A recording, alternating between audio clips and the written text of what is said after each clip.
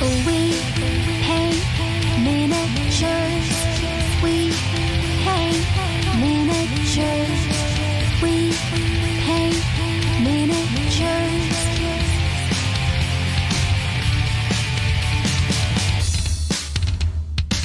Turn on, tune in, hear what I say. Watch real closely, enjoy your stay. You'll see me painting from up above. And if you like it, give it mad love. Take your time, steady and you can do it right. Shoshie can enter my world, watch real close. And when I'm through, why not have it go? Take your time, steady and you can do it right. Shoshie can enter my world, watch real close. And when I'm through, why not have it go? We paint miniatures. We paint miniatures. We paint miniatures. We paint miniatures. We paint miniatures. We paint miniatures.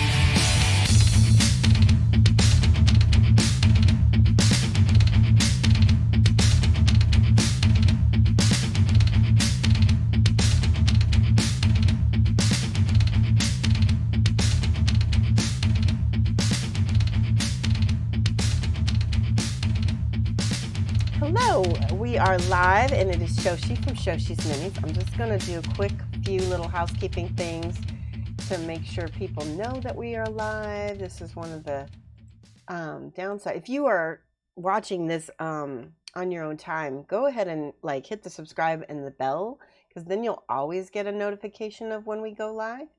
So let me go ahead and add a little comment here. Here we go. We are going to be painting the last of the Demon Librarian. This is the last video before I go to Poland, and I'm going to go enter him into the contrast miniature show.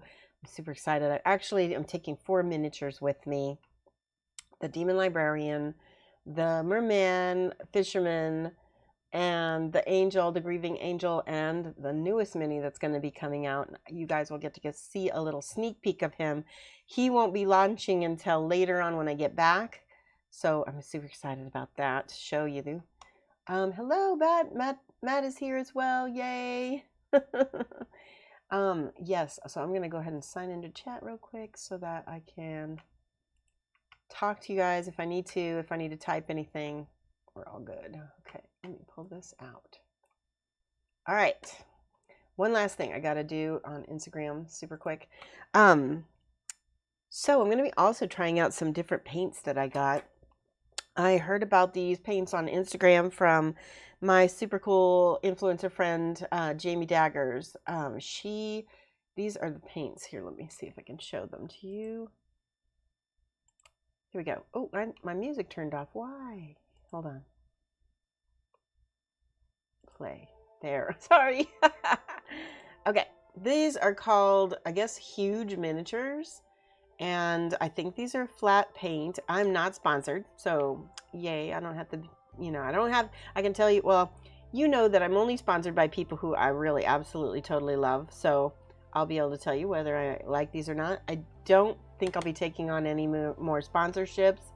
I like Acryl, I like Monument Hobbies and Redgrass Games, and I'm pretty set with them. And I think I'm also like, plugging myself all the time. I think that's a lot. Okay, you guys are hearing me okay? You like hearing this? Oh, you're hearing the Shoshie thing. Okay, you can hear and see me and everything? Looks like. And Bat, you can unmute if you want to chime in. He's here in Discord with me. Let's see if I can. Yep. Yay! Okay, we can hear you. Okay, so I was in the process of putting some palette paper down on my palette. This is their Redgrass Games. Here, I'll show it to you. This is their Everlasting Wet Palette. This is the reusable hydration membranes. Not a lot of use to me because I never reuse them, but I do find that they seem to kind of hold the paint, and it doesn't curl up and dry out quite as fast. All right, let's take a look at what I've done since the last time. And you can see Jen, hey, how are you? This is the Demon Librarian that we've worked on, and he's pretty much done. The chair is going to get a little bit of work, and what we're going to work on mostly today is his little background and his bookcase. And I've got this little set of books and some little doodads that we're going to put on the bookshelf so that we can have some off-source lighting. So I'm going to set that aside a second. Real quick, I'm just going to go over to Instagram and make sure that I let my Instagram followers know that I am live. So that is important. Okay. How's everybody been? Hopefully everyone here is having a nice Memorial Day weekend. Let's see, that's just a Rio. What am I doing? And yeah, I'm leaving for Poland on Wednesday. I'm just super psyched. And I don't feel like I'm 100% ready. I never feel like I'm 100% ready when I go places. Hold on, let me edit this. And so I've got 2 miniatures to finish painting, some angel and this demon, and I need to do it pretty much by Monday, which I know I can do it, especially since I'm streaming. We'll get the demon done right now, and then I can get the angel done tonight. That's my hope anyway. All right, link in the comments. There we go. I'm multitasking. Okay. All right, well, all set. I believe everybody is notified now. We're good. Okay. Let's go back to our overhead. Okay. There's the bookcase. And as you can see, I've base coated. I started doing some of the underpainting work to kind of see how that would look. And let's try out some of these. Let me try out some of this paint first. I just feel like I want to get this tested. Okay, so good. I don't have to poke a hole or anything. It's ready to go. I was told that there are like a rattler bead in here. Can I hear it? I can't hear it. This is, I guess it's kind of heavy body paint, so we'll see. Let's see if it stands up. It does. It stands up. It's a heavy body. When it stands up on the palette like that, oftentimes that's perfect for a wet palette. That's the kind of paint you need. Okay, so look at this. So this is like a brick red, which is usually heavily pigmented, and you can almost see that is true. That looks good. Okay, let's try this pink Let's see what this is. This is Pulse Wave Pink.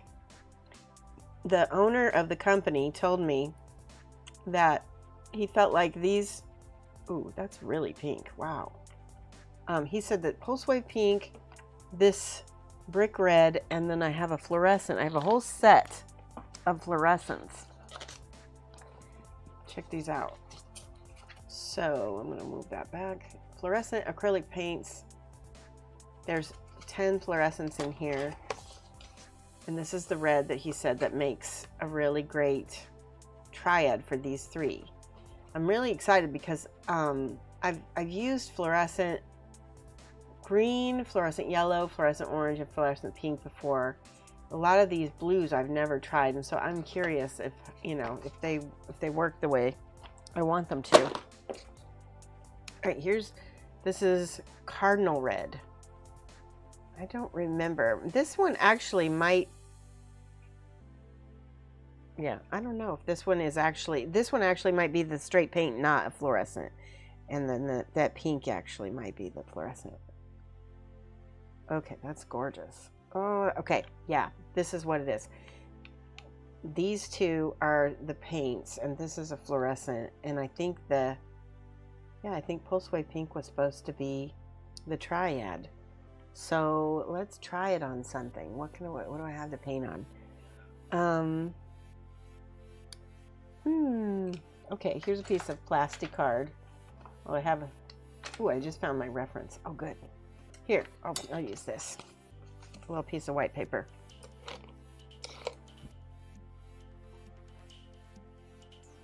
So, if this is a triad, this dark one's my first color. Oh, there we go. Now, let me move that back down so you can see. And then this is sort of like a sticker paper, so it's not getting as super smooth. I probably want to actually use a piece of plastic card. Let me see if I have a piece of plastic card. Bear with me.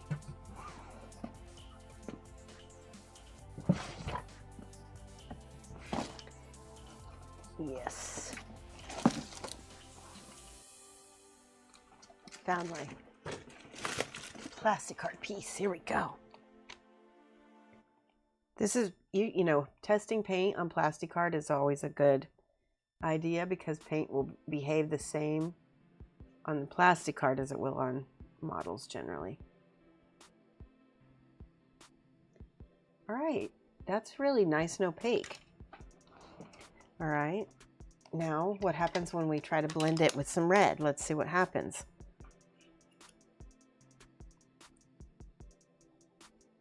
I'm curious. Ooh, wow, that red is awesome. Red is one of those colors that's often really transparent, so that it's blending so nice. Look at that, so pretty. Okay. Now what happens when I add the pink? This pink is really pink. Okay. That is an interesting triad, and that pink is just as opaque, which fluorescents tend to not be opaque. I'm really digging that. What do you guys think? Right? Tell me in the comments if you're watching. I like that. Let's see what happens after it dries. All right, so let's do this with this little pillow. I'm going to go ahead and throw on my OptiVisor so I can see see my model better. I just found this in I look like an idiot with it, but we'll just try it. Okay.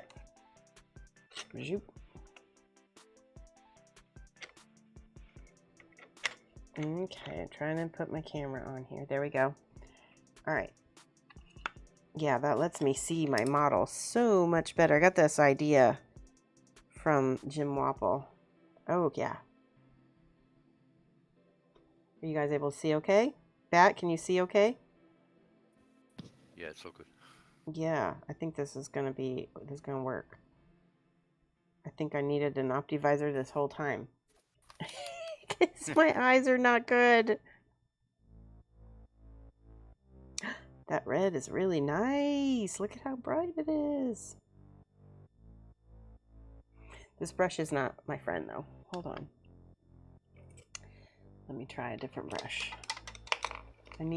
This one is a synthetic and they're a little too stiff. I like my brushes to be a little bit more springy. What do I have? Nope. Wait, yeah. Actually, that might be. Here. There we go. So this one is a igniter. This is a Kolinsky Sable, so. Alright, let's try it. Yes, I should have gotten these Optivisor a long time ago.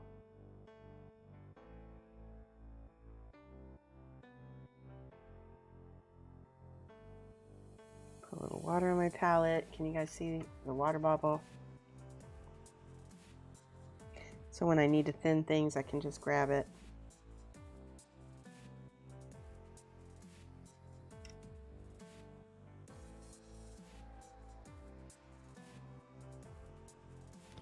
I love the finish on the chair. It's really good. Yes, like this is all what we worked on before.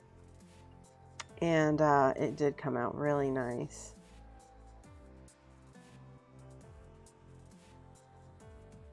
Okay, now let me try this pink. I'm really curious.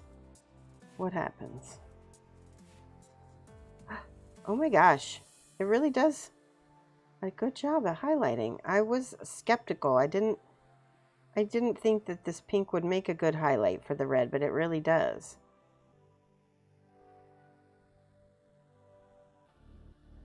Wow. And then what I'll probably do is glaze the red back over it and we'll get that luminosity.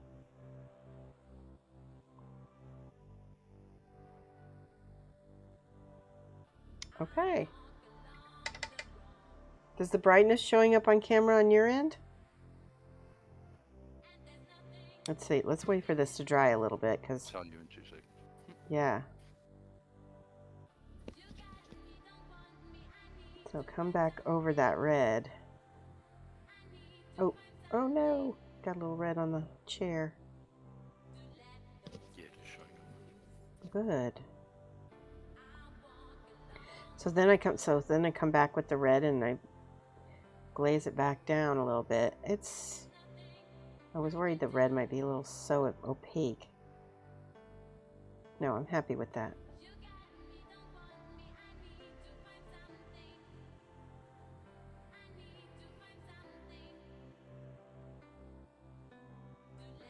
Okay, someone else told me on the Demon, hold on, that I should make his glasses red because they're just not showing up. So first I'm going to try this super hot pink before I do that.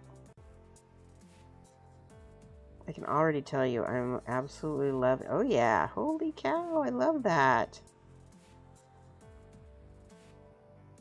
I'm already loving the Optivisor. And I actually also love this pink. I do think they're right though that I need to tie it in with the chair. So I do think red glasses could be cool. I do like that though. That really does pop against his face. Let's do a little bit on this book, just a smidge. I have my mixed feelings about fluorescent paints because they are not light fast. And what that means is that over years and over time, they will fade. But I kind of like that. Let me check. Yes. Look at that. I really enjoy that. Let's do the red on his glasses and see how that looks.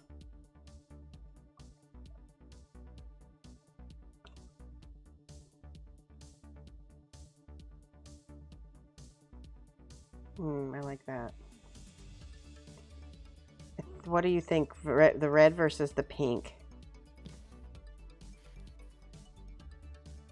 I like them both, but I mean, red's my favorite color. Yeah, I like it. I think and it goes with the book. And we can put some other reds. in some places as well. Here, let's put it on this book. Okay, we got these paints just in time. Haha!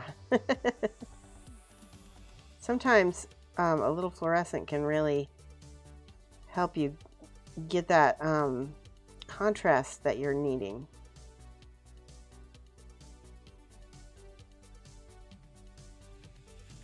Okay, now let's put him in the chair and see. Yep, that was what it needed. Look at that. He's really nice now. Let's try something else. I want to see what this other pink does on his skin. And of course, just when I'm finishing him, that's not always the time. Okay, so this is called Cyber Pink. Let me shake it. Let's see how bright this is. I think so Jamie is the one that got me into these paints. So if you are interested in them, go follow Jamie Daggers on Instagram, and then use her influencer code, because she'll get a affiliate bump. All right, I'm just curious, where can I put this? This pink is a little different pink than my other pink. Let's see if I put a little smidge of it on the elbow. Oh, that's so cute. I would like that. Okay. Just a smidge. Yeah, okay. I'm not going to touch him anymore because I don't want to, as I touch him again. Oh, wow. I love that so much. All right. Let's try something else now. Let's look at this chair.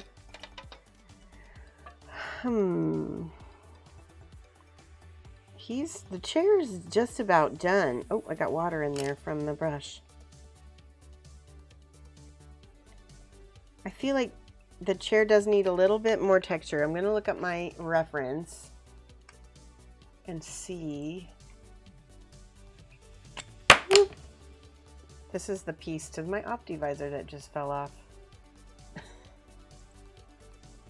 All right, here we go. Let me look up my Chesterfield brown Chesterfield chair, because I had a great reference. It had a little bit of blue light on it. We're going to put some warm light, I think, on our chair, because when I show you what's going to happen with the background, you'll be able to see that. You'll be able to see. Can you see how the overhead light is already hitting the chair naturally? We're going to cheat that and exaggerate it. Oh, why did I go to Pottery Barn? I don't want Pottery Barn. I'm trying to find my reference. Here we go. Images. There it is. All right, I found my reference. Let's see. Okay, so all of the places where you're looking at highlight, I need to choose a color. It looks like it's gonna be like a taupey color. Let's see. Let's try a little bit of this light umber. That's not light enough. What can we add to that? Let's add, this has a little green in it, just a smidge, and so I'm going to add just, see what happens when I add that. It'll desaturate the umber even more. There we go. There we go. That's the color I was looking for, but maybe just a little bit more brown, so we don't have to make quite a jump. All right, putting the Optivisor thing back in, maybe.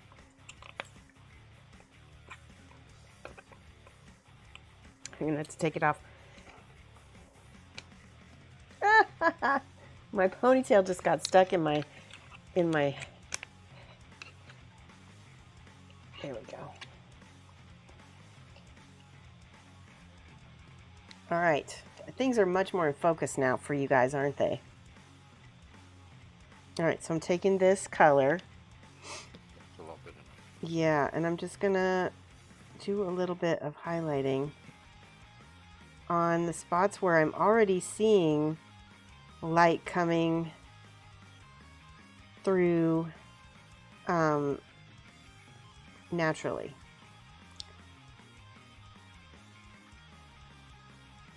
This is just going to give it that kind of, yeah, that looks cool. And if it turns out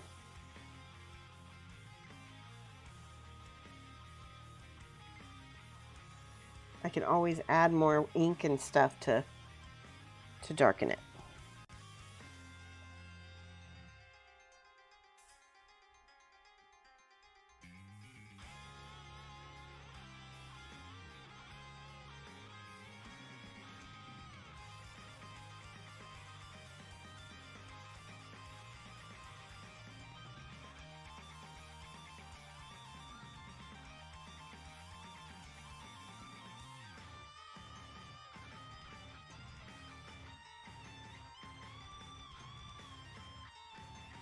These are just little micro textures that I'm adding. And I do think I'm going to have to go back in and blend it just a smidge with the ink.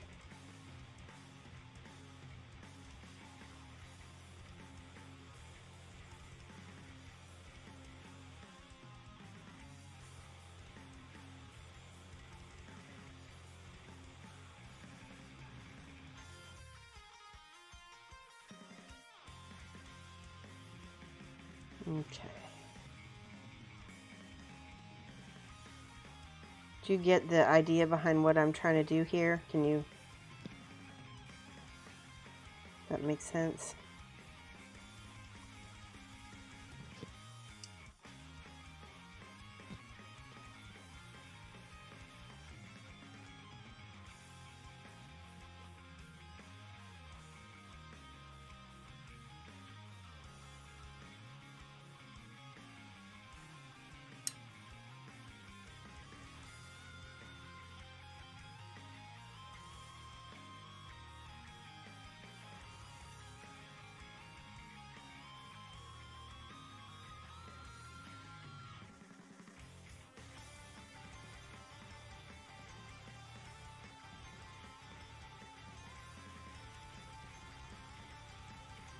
This is essentially similar to what the dry brushing we did last time was. I'm just using the edge of the brush to kind of help me define a little bit of the lines here. All right, I have hair on my nose. Hold on one second. There we go.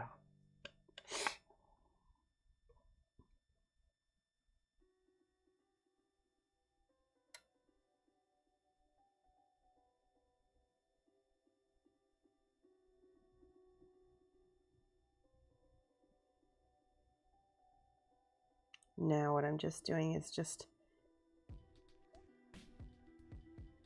defining the little wrinkles here.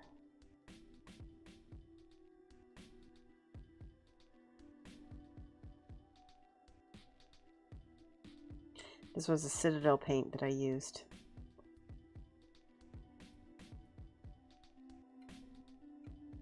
Okay. We got that, ooh, I just found a... All right, so now again, go back. This is the quote-unquote ink. It's actually the transparent brown from Monument Hobbies. And yes, we are sponsored by Monument. I'm just thinning this a little bit, and I'm going to go back here where there was a little schmutz. Oh, we need to actually... the brown. Because it looks like the ink isn't quite enough to cover it.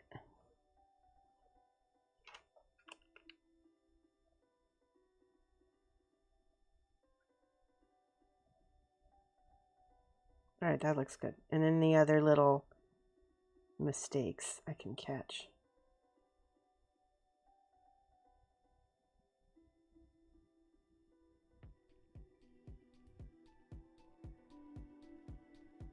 Just redefining everything.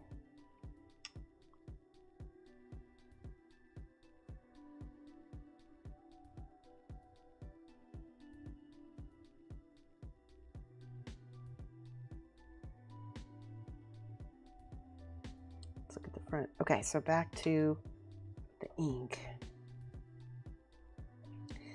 This is very, very thin. And do you see how I just cover that, but it still retains the underpainting. So we still have that lovely texture. And it doesn't look like it's yeah, there we go.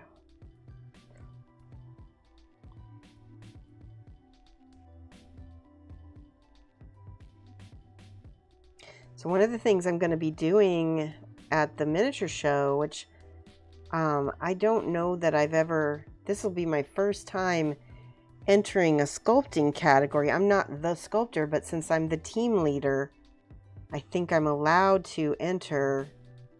So I got all of the minis that I've released as sculpts. Just, you know, I cleaned them up really nice, unpainted, so they can be judged just purely for the sculpting. And this will be the first time I've ever entered a category like that. Okay, that is so, so pretty. I'm in love with this chair so much. Chester the chair. We're going to call him Chester. All right, I'm just checking back here, making sure. Is it a piece of schmutz? There we go.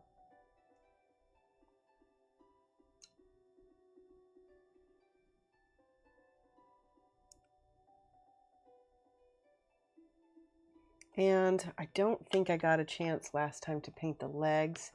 I think I want to use this blue-black color because I still want it to appear black.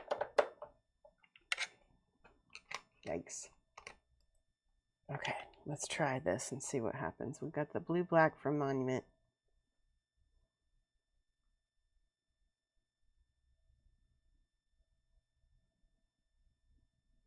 And again, just like I kind of just painted the highlights on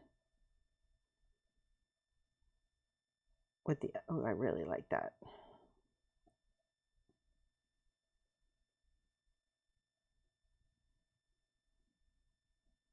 I'm just going to go around. And it still reads as black this way.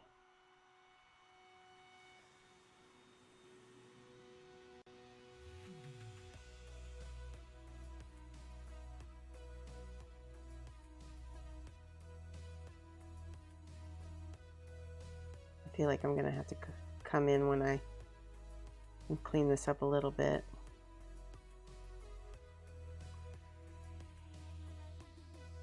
Okay, that is gorgeous. Love it. And I see one other spot where I got a little bit too much paint on here from the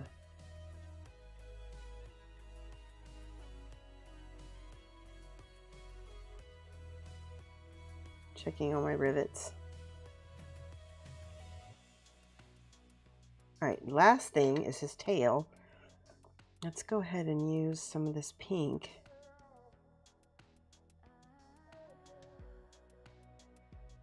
Some of this highlight.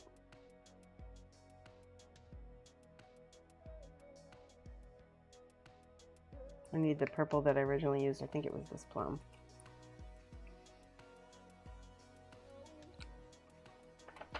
Let's mix the pink and the purple together.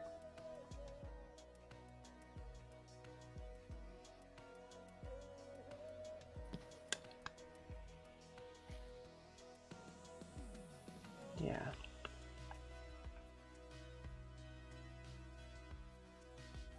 Is that the fluorescent? Yes, I'm just trying it. I want to see how well it blends with my other paints. And I like it so far. So this purple is a wrong color purple. What did I use?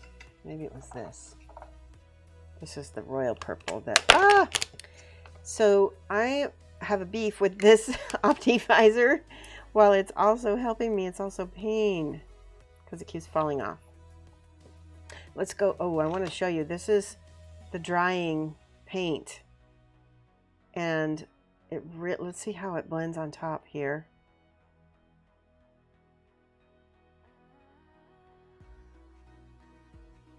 I'm just curious. I might have to buy a set of these paints. I really don't want another set of paints. I have way too many, but I'm just really getting along with these. And I always like that. Oh, I like that so much. Let's try this pink.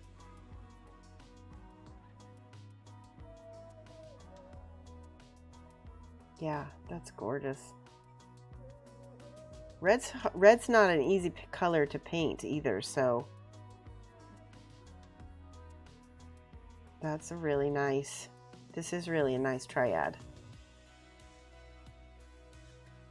I always say, like, when you want to know, like, ask the paint producers what their favorite colors are and get those to see if you like the line.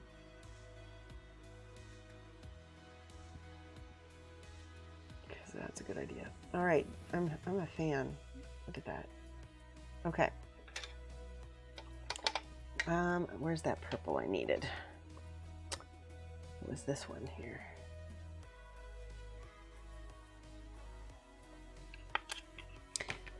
Let's see if I can put this back in. Ah, there we go. Yay! All right, I'm going to thin that out. That's too bright.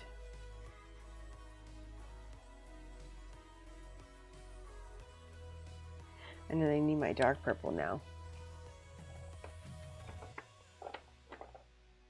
There we go. Yes.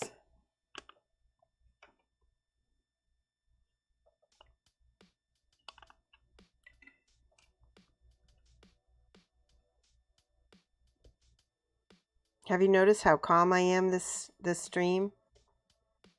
It's because I can see my own mini. It makes a difference. Oopsie.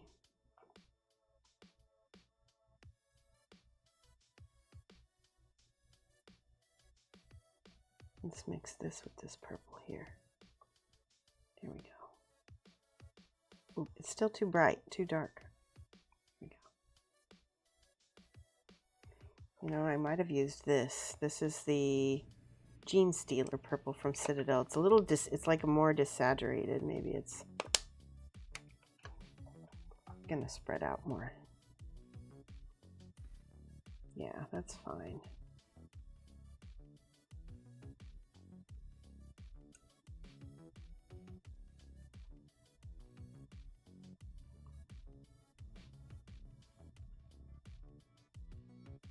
There we go. That was the opaqueness I needed.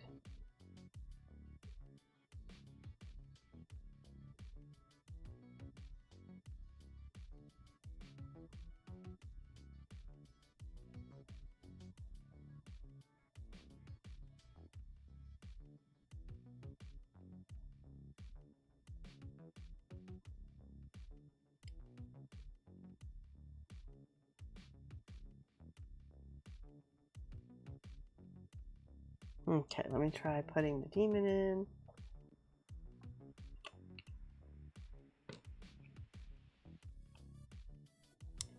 Yes, and then, but he does need that white, a little white mixed with the pink. I think that's how I got that highlight on him before.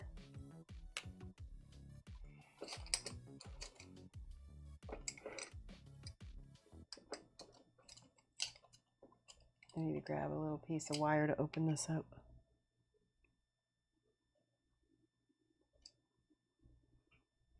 Let's try the little white and the pink.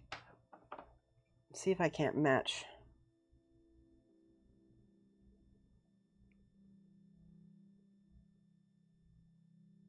Yeah, there we go. Except for it's a little bit. There we go. Wrong brush.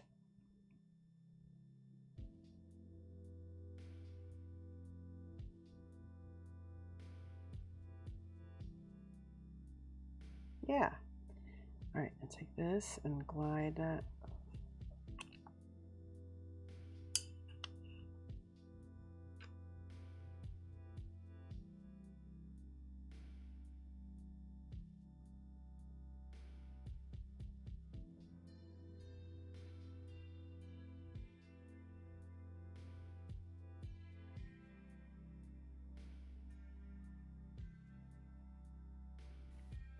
Yeah, okay, I'm happy.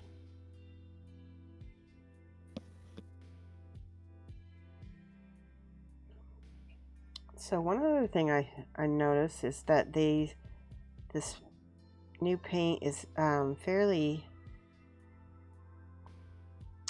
easy to blend because it doesn't seem to dry out super fast, which is another thing I run into with fluorescents, because they do tend to have some white. White always makes things dry out for me.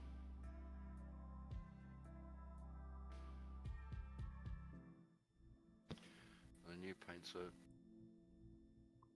silk or are they very matte? They're matte, which I think he said that the regular paints have matte, a matte base, and then the metallics have a gloss base, which makes sense.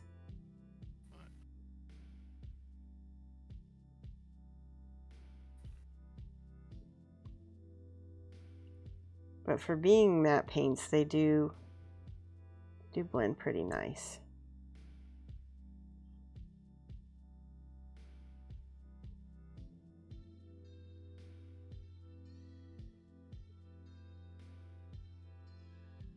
Alright, I'm going to stop messing with the demon because I really want to get this background done, and I want to show you what I want to do with it.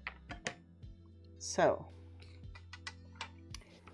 I don't need my Optivisor for this. Let's pull this back. So here's, oh, that's still drying. That's okay. So this is the base that I made for it. It's a wooden plinth with, and I taped it up so that I could spray it down with black primer. And then this is going to go here, just like so. And then the demon will go right here. And then this little stack of books that I have, we talked about how this is going to be like a little Easter egg. It's hard to see because it's black.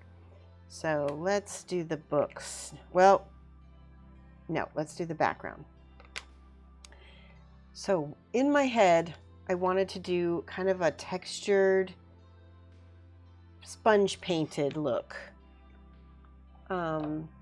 So I've got this golden brown. I want a very warm feel.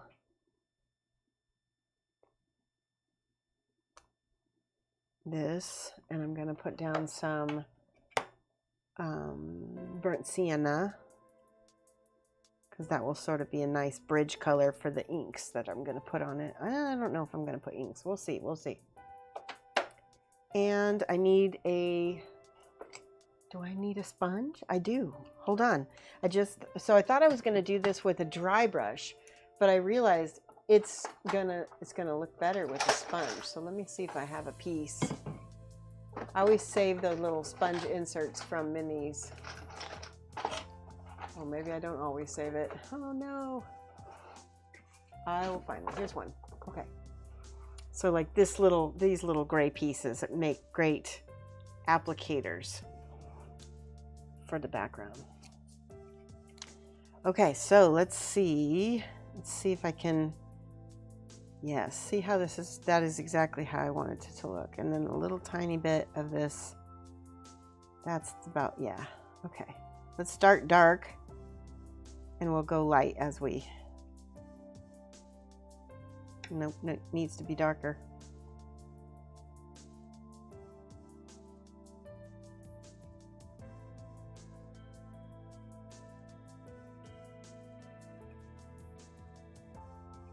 Yeah, I was looking at different kinds of studies and offices from like Victorian era, and I found one that had this sort of sponge painted look, and I was like, oh, that would be really easy to replicate, and I think it would look really nice as well.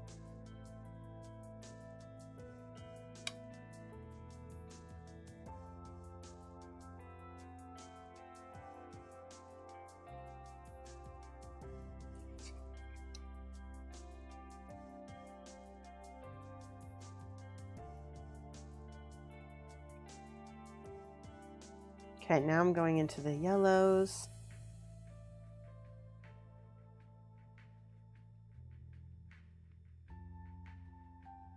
This is like a whole layering process.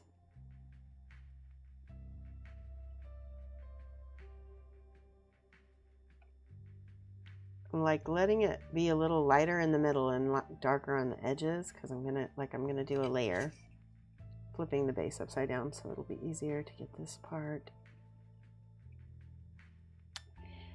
I think I need like a burnt orange color. Let's try that. This is actually burnt orange. Yes. So the burnt sienna wasn't working for me. It's a little, not quite the right color.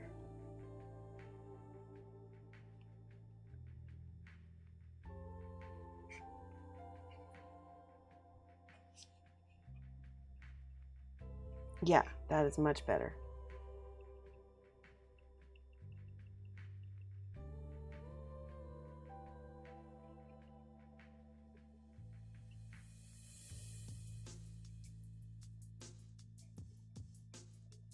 It brings that warmth that I'm looking for.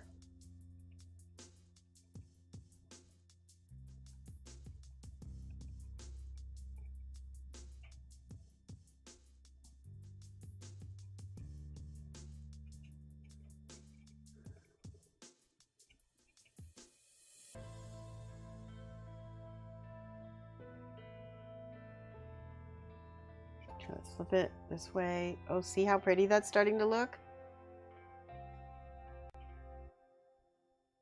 It's really good. I love that kind of sponge painting. Yes.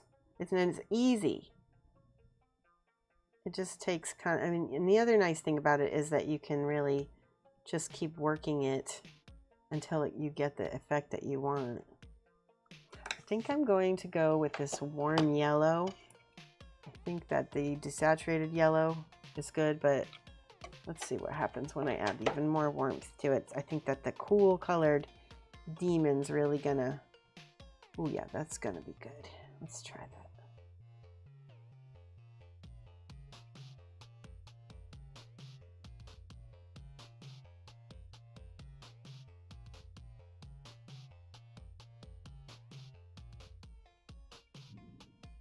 Now at this point, I'm going back over all the little black areas to try to fill those in.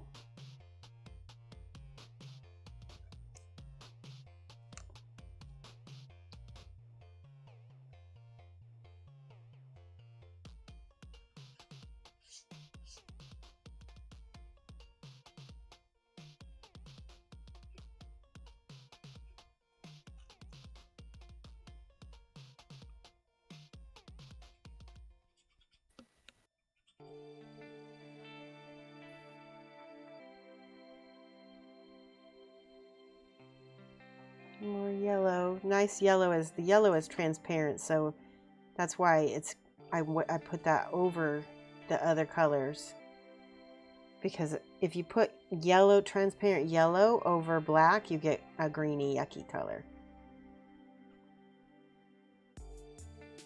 So that's why I started with the less. Look at how nice this is. Oh, I'm so happy. That's why I started with the opaque yellow first.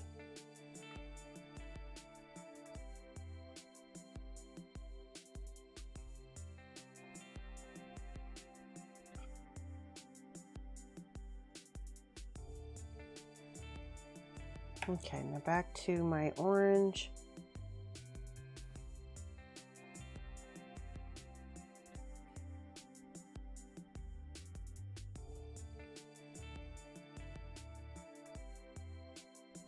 Trying to get those black areas covered.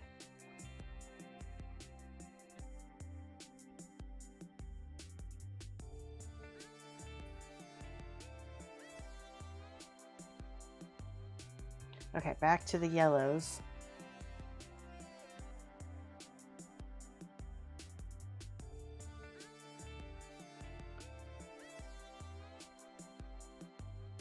Okay, it's messy right now, but I'm gonna fix it.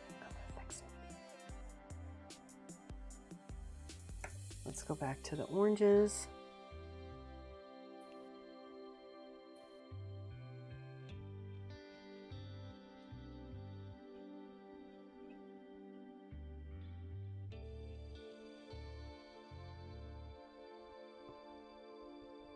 This would be a really good one to do with some oils if you have some. Probably be a little faster too. Let's put this warm yellow back in here.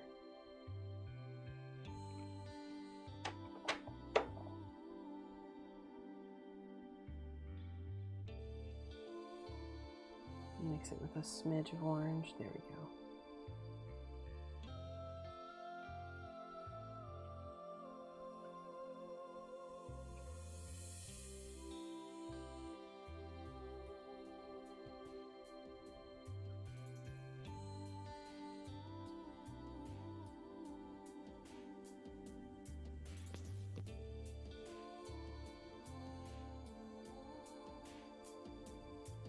What do you think so far?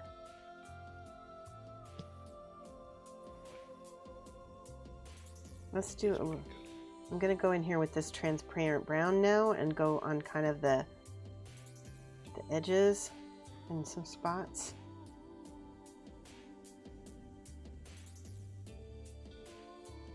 To try to darken up the edges a little bit.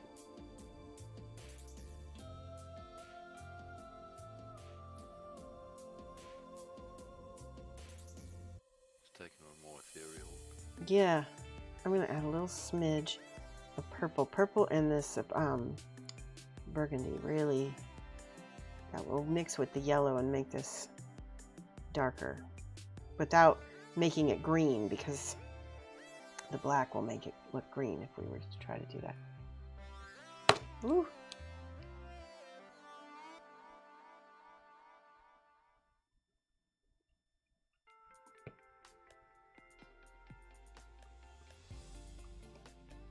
Here with this brown.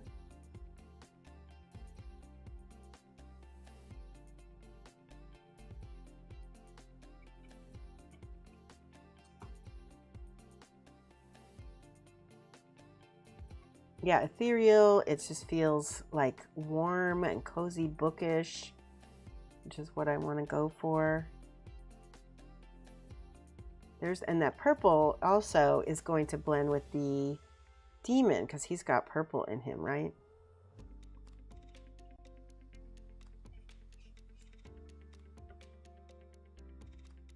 This is the brown. I'm going over that purple down there.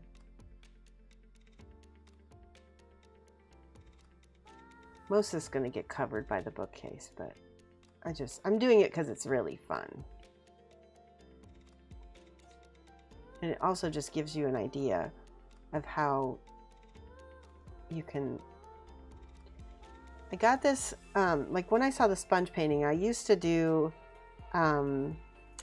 like a set painting when I was in drama club in high school, and this is the sponge painting is something we did all the time because it's fast and it's easy. It looks good. It really helps kind of set a tone. Oh, I just got white. I don't want white. That's the bad thing about using a tool that's... I'm going to get a different sponge. It'd be better to just get a brand new piece of sponge than to try to mess with that white, because I don't want that white in there. Okay, let's try this.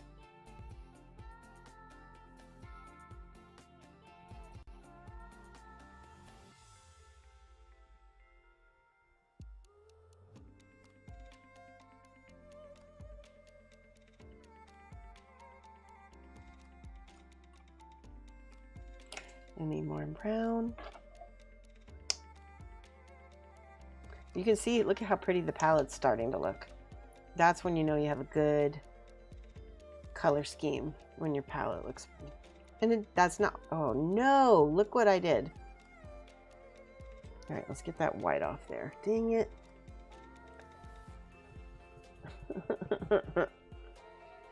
What can I put? I can put orange on top of that white, and that will hide it.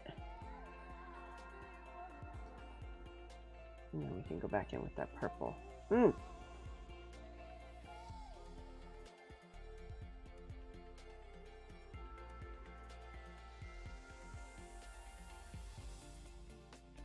When you make a mistake, make it look like you did it on purpose.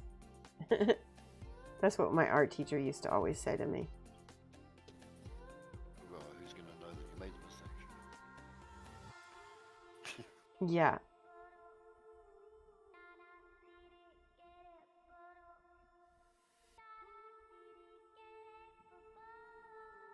Look at that. Isn't that pretty? See where I got that orange? I still can't. I need to let that dry completely so I can come back over it in a minute. Let's go with the brown. Blend in that purple. There we go. Okay, finally got that piece covered.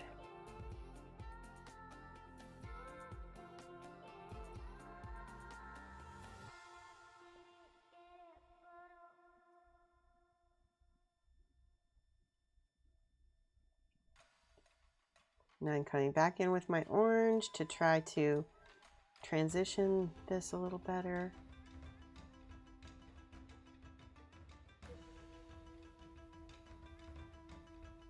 Go back in with my yellow a little bit.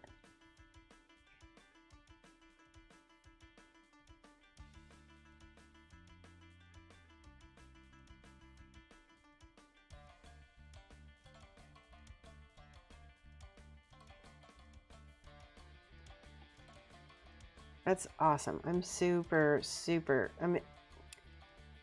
happy with how this is coming out.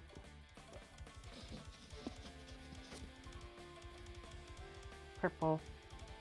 Get back in with the purple.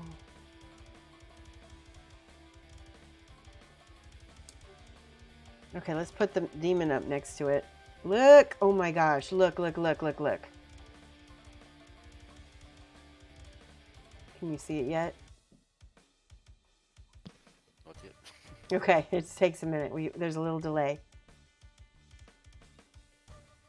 I'm so happy. Isn't that pretty?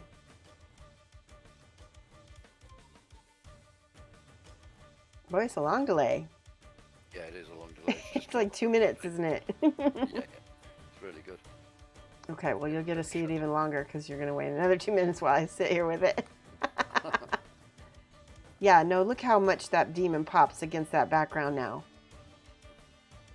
It just really works. Oh, okay. And then I have this little piece, which is his little carpet. I originally printed this out and I was like, oh, I could cheat and put it on there for him. Yeah, that actually looks really cool. But I might attempt to paint a like rug for him. Yeah, I just don't know. Let's see. First, we need to get some of this black and then redo my base back here.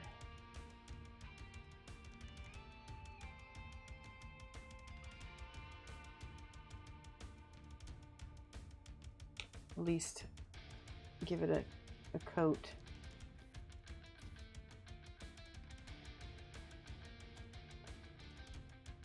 This is why I did the background first, because I knew I was going to need to repaint some stuff.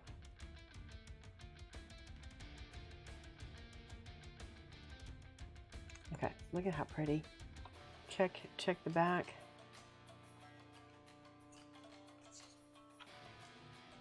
When you're painting for competition, this kind of stuff, it seems like it's Like, they'll look at the back. They'll look at every surface to make sure it's painted. And they always say, always paint the backs. You can even, I guess there was one competition even that I heard about where there was 2 models that were just equally good, and they had to try to figure out who is the winner. And the only reason why the winner won what he won and the other got silver was because he painted the bottom of his mini. And I would have been so livid if that had been me getting second because of that. Because it's not in the rules, it's just judge's opinion. But if you're going to be in a competition, you got to think about stuff like that. I guess if they're searching for a tie break as well. Yeah. I mean, I don't know why they can't just give people ties. Why does it have to be like, you know what I mean? Like, art isn't something that really should be, in my opinion, a first, second, third thing ever. Well, it's Sorry, could you say that louder? it's very subjective anyway. Exactly. That's my whole point. Okay, so I'm just absolutely in love with this background now. Who would have thought that I could, paint this so quick? So this is what I want to show you. There's all these secrets and tricks that, you can make something look really nice with very little effort. Okay, so what are we doing? This little rug is next. I'm going to try to replicate something like this. I don't actually want to use this rug. Do I? Let's see how it looks. The colors might be the wrong colors.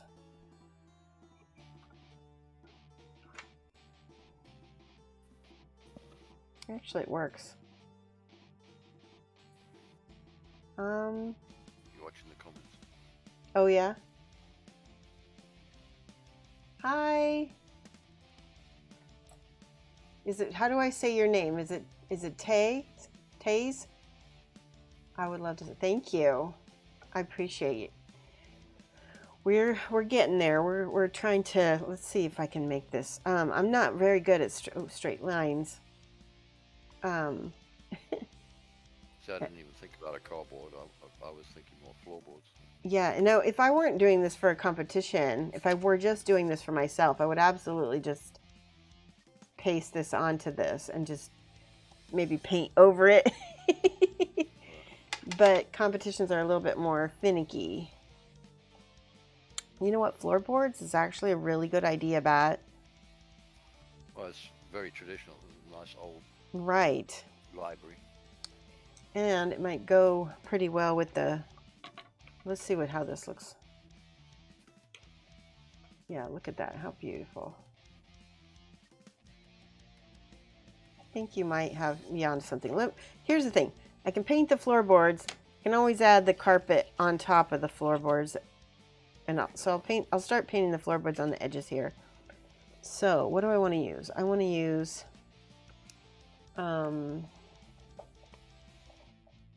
let's use this brown. This is the umber. Light umber. It's going to be a similar palette, isn't it? To the chair. What? The floorboards would be a similar palette to the chair in the background anyway. Right. Okay, so that's a little light. I can always darken it later.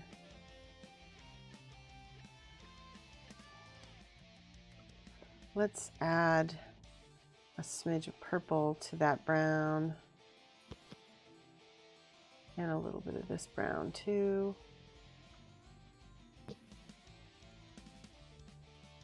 Yeah, that made it more taupe. That works.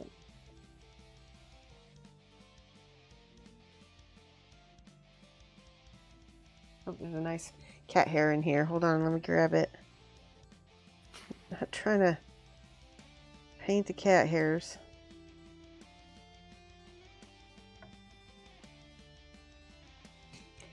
I'm going to use the dark umber. I think it'll work better. This light umber is just too light.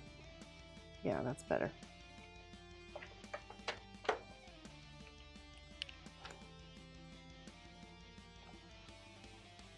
Yeah, much, much better.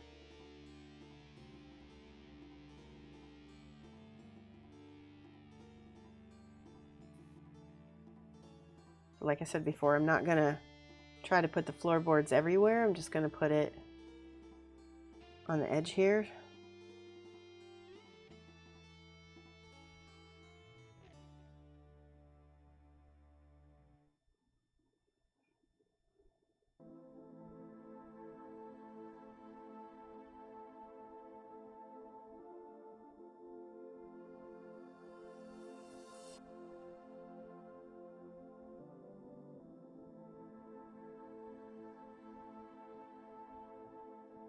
All right, so we've got the beginning of the wood.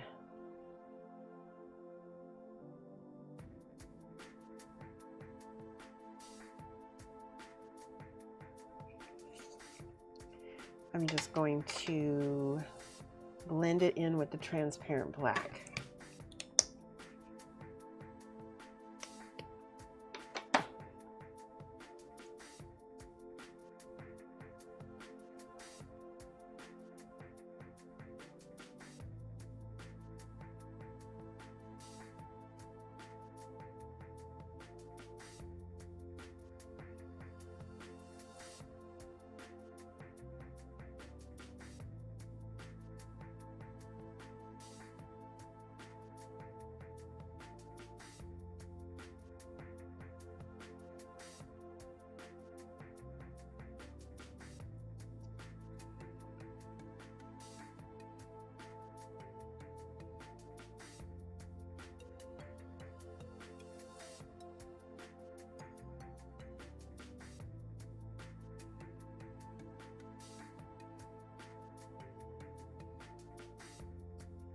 Okay.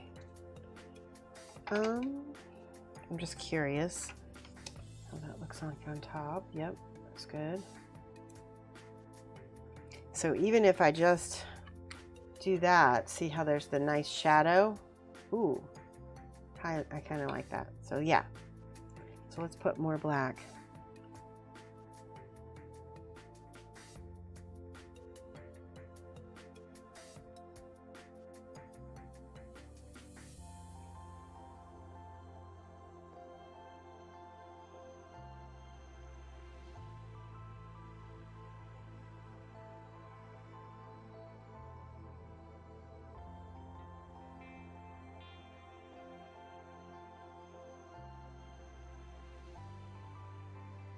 Mm-hmm.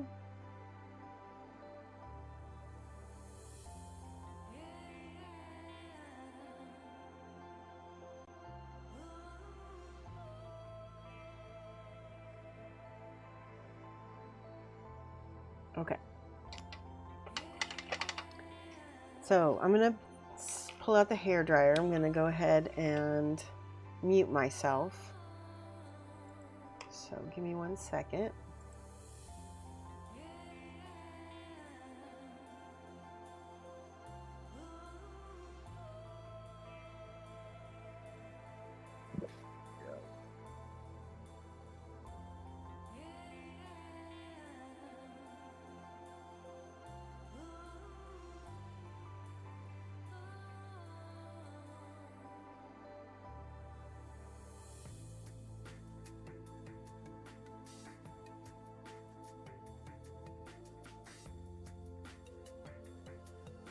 Okay, have a look at this. It looks really good now that it's dry because it's matte. It's so pretty. And now I'm going to try to paint some, we need our plastic card. So I can use the plastic card to kind of draw in my, let me move this palette. So I can draw in my floorboards. And so they're straight. What do I want to use? I'm taking it at the back as plastic card. Yeah, it is. It's, yes, it is. Exactly. I'm just going to take a little paint and just draw. Normally I would probably want to do a pencil, but it's okay. So I'm just making some lines, straight lines.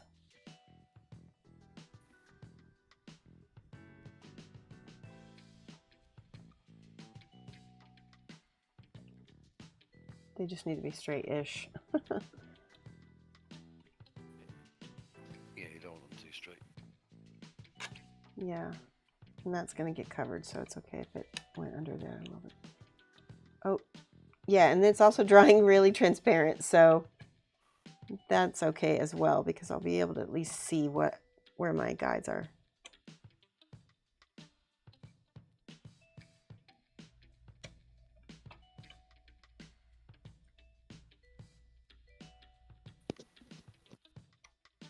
So that's good that it's transparent. I like that, actually.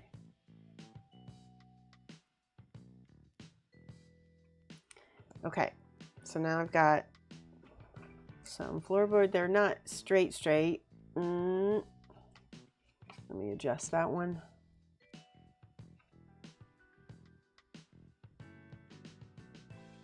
There, that's better. Okay, so now that I have that, I'm going to take this yellow, this I mixed this ochre yellow here with a little bit of that original dark brown. And let's see. So now I'm going to draw some wood grain.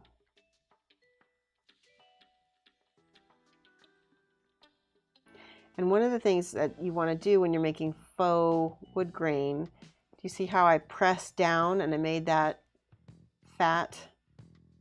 So now I'm going to press down and then lift up and then press down again.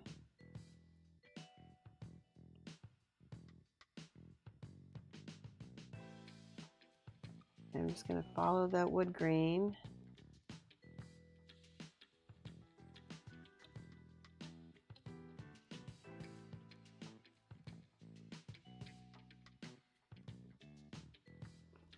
Till I get something that represents, represents that wood.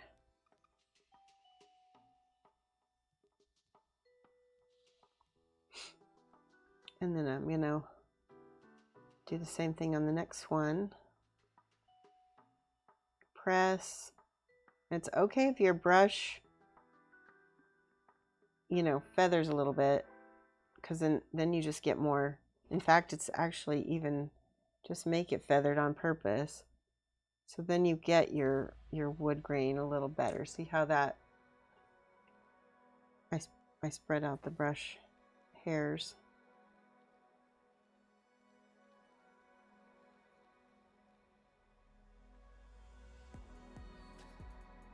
You want thin and bold line. See how that's starting to look? It's very clever. Okay, so now I'm going to make my little circle, which is going to be a little wood knot. I'll make another one over here. Okay, now when I draw my lines, I follow around the knot. And I got this technique from learning how to make faux wood finishing. If you Google faux wood finishing, it just shows you exactly what I'm doing, only at a bigger scale.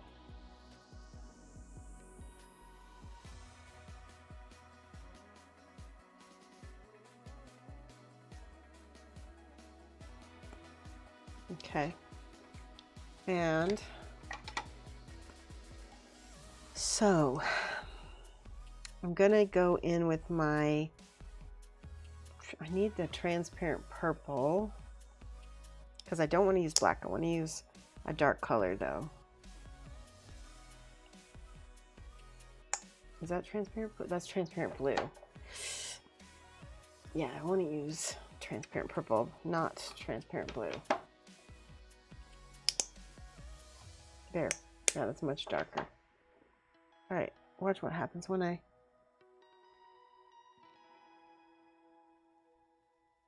can go in and draw my floorboard.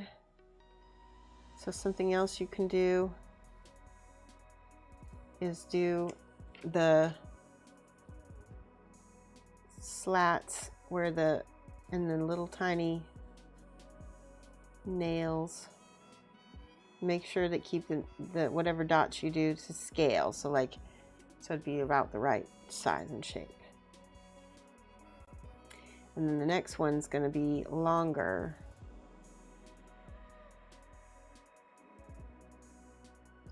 So maybe.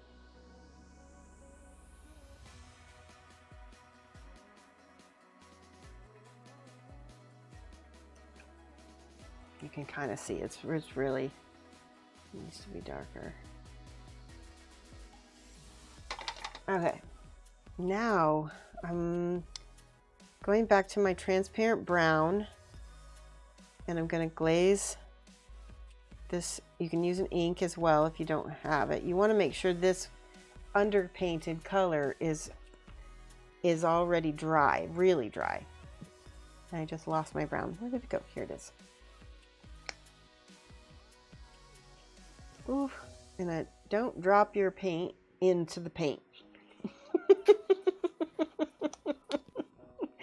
This is what I say, like, watch me fail in public. It's fun. Okay. Now, thinning out my transparent brown again. And I'm just going to come down over my underpainted area.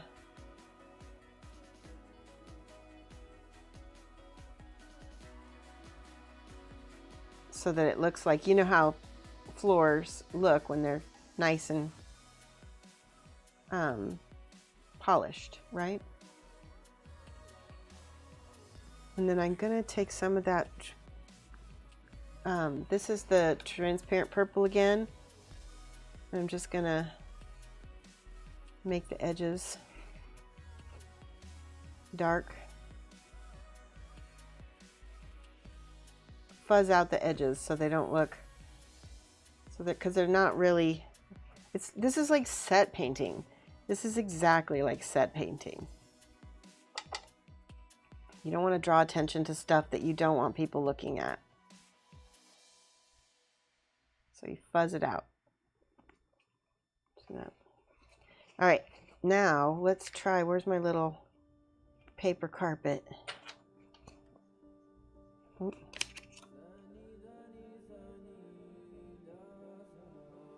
Yeah, I need to keep working the wood around the edges. Let's do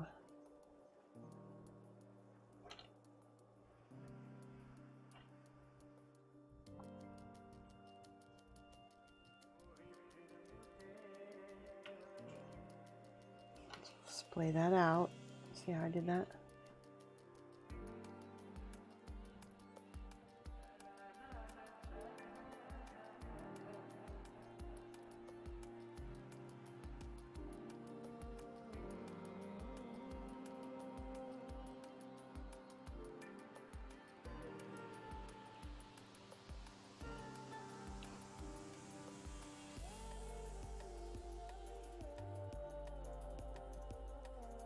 Just need a little bit more paint on my brush.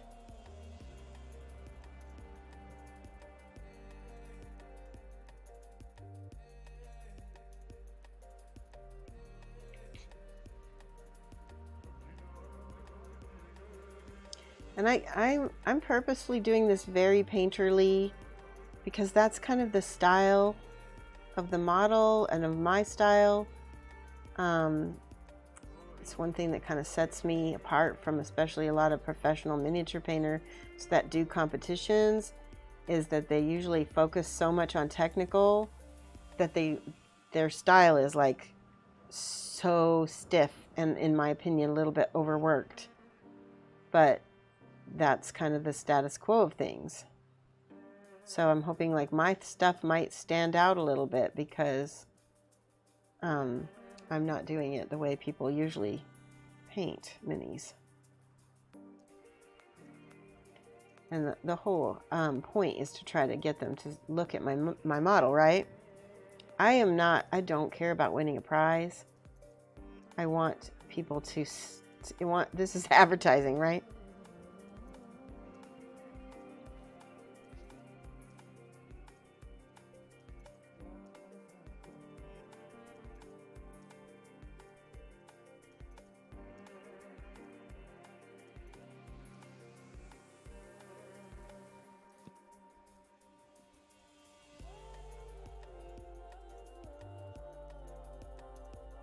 have to go ahead and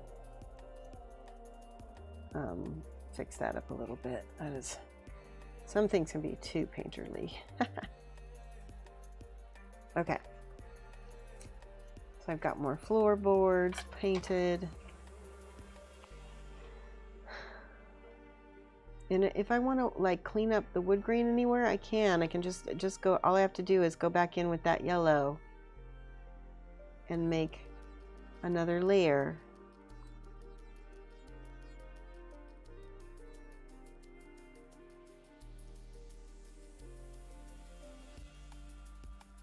Especially because wood grain, wood is a type of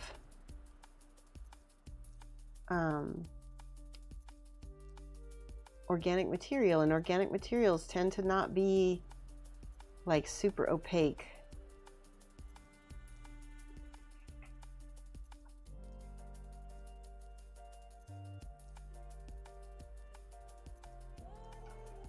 Okay, so let's go in with that.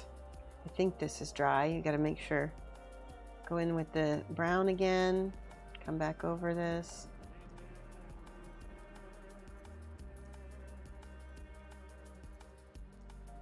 This is the transparent brown.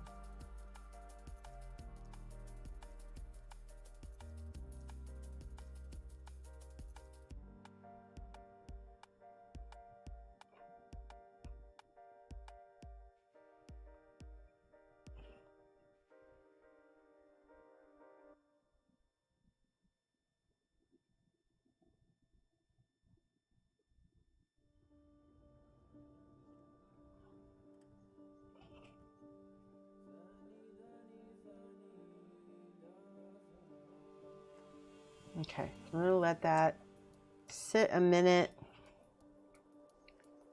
I think it dries pretty quick. I'm gonna go in with some purple on the edges again to tie that into the background.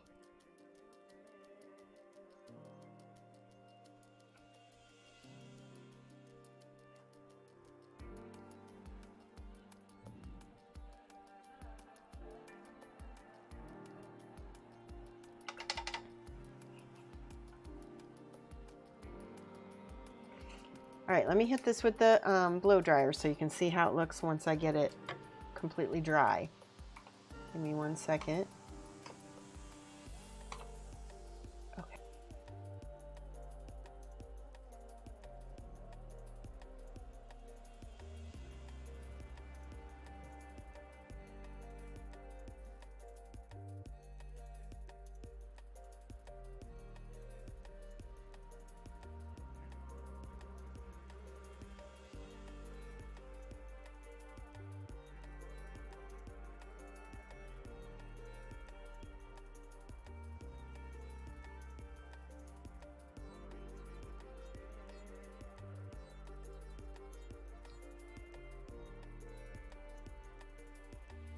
Okay, take a look at this. There we go. So there's our wood grain floor. And we can go in and, you know, work on that some more, but look, if we put the rug on top of it, it's going to cover up a lot of it anyway. So they just it looks like I got a new YouTube subscriber. Yay.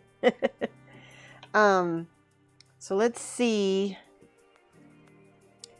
Part of me is kind of wanting to just paint this and see if I can get away with it. Let's see what it looks like with the, oh yeah, that's so pretty. Look at that bat. Oh my gosh. It's catching up. Yeah, let me put him more forward. There we go. Yeah, he's really coming together. That purple against that warm yellow is just really striking me. It's really funny when I when I go through customs or airport security, how I'm going to see if I can paint one of these books this red color, this new red. Like I said, when I go through airport security, people always want to look at the miniatures. And there's stickers all over my miniature case, so it's kind of like people think, well, I got asked once if I was going on tour. I was like, I don't know if they thought I was holding like a speaker or something. I don't know what they thought, but it was funny. Anyway, the miniature case gets a lot of attention, and then usually the security people want me to open it up so they can see the stuff. It's funny.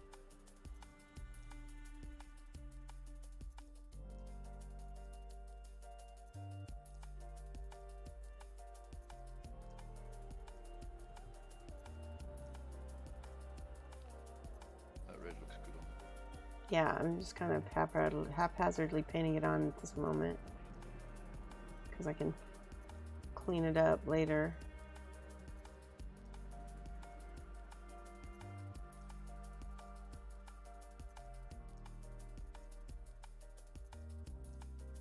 Yeah, that red goes good with that carpet too. I kind of like. There's these little glimmers of red, like boom, boom, boom, and then there's this kind of darker red down here. It just really, really looks good to me. And then I'm going to do, let's do this bottom book with this purpley color. Yeah, that works. Probably have to make it lighter later. This is a little too dark.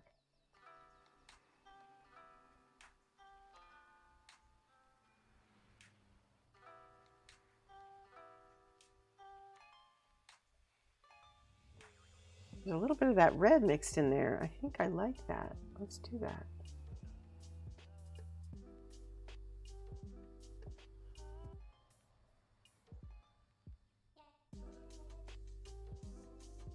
Yeah, I do like that. Now I can't touch it because it's wet. There we go.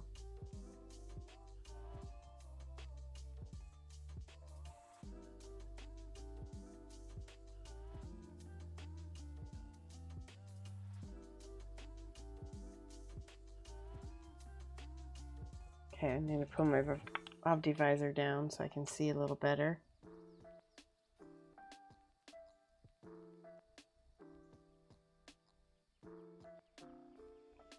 Okay, I'm going to let that dry because that's a mess.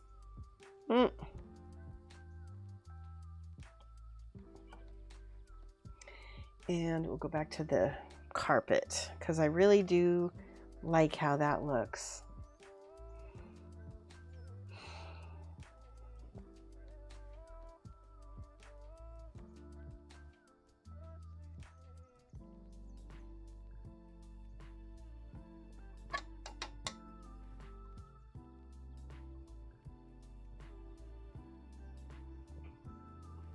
I think I could get away with painting the rug.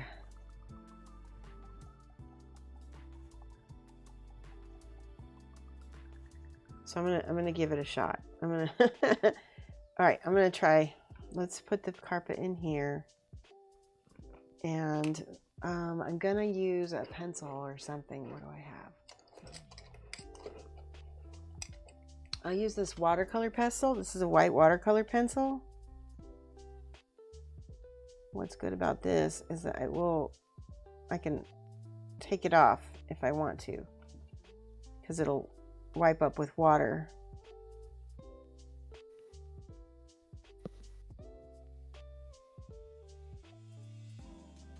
So I'll show you. This is a aquarellable Stabilo, and it's covered by Schmutz. Stabilo pencil. It's the white. You can use other colors. Let's see. Can I draw this pattern? I think I can. So I'm just here. I'm going to show you how I'm going to draw this.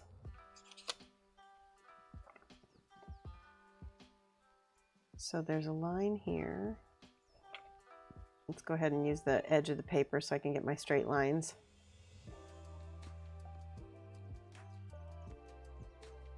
And I just need to sketch it. I don't need to actually completely draw it if I don't want to.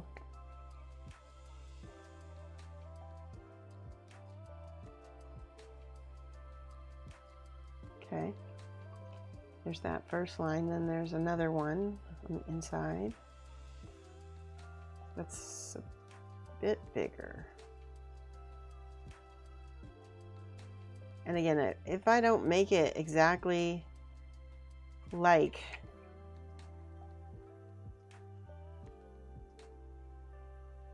the first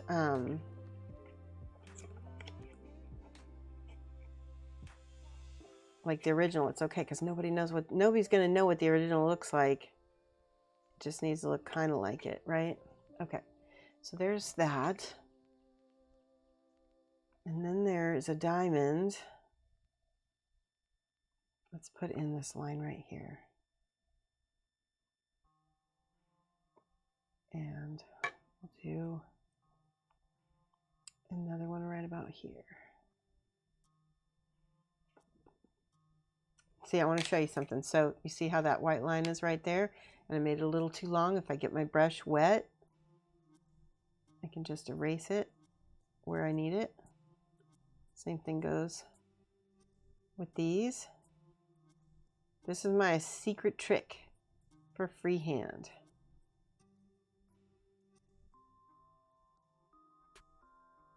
And it just works out, you know. It's like it's my not so freehand.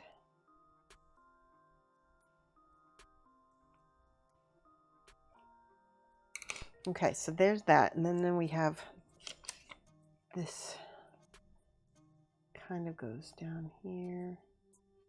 Now this is the actual freehand part, is when you just draw it without using your guides. And see, now it's off. Okay, so I can fix it.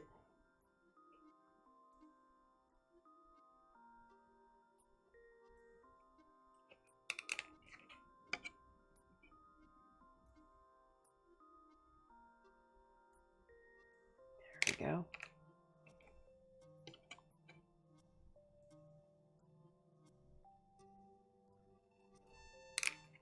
This is going to hopefully revolutionize somebody's freehand game.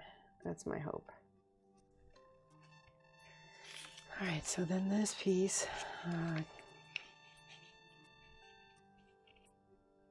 I'm just using the edge of the base to help me make sure things are kind of square. Yep.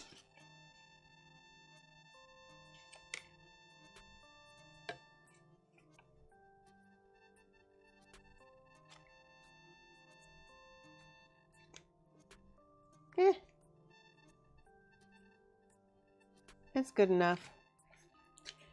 And because we're going to be, you know, tweaking things as we go. All right, now, then there's another line, this black line right here.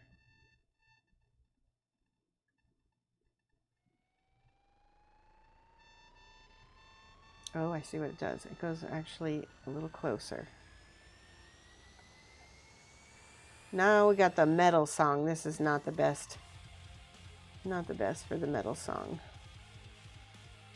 There we go. And again, all the spots where I got this watercolor pencil, I can come in and just erase it. Is anybody still watching? Leave a comment. I'm curious to see who's still watching me live. And if you're not watching on actual YouTube, then I probably won't be able to see your comment. Yeah, we'll see. 7 people.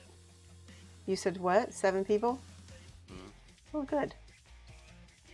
All right, I'm just cleaning up lines. Now, let's look at this again. Now there's a little zigzaggy.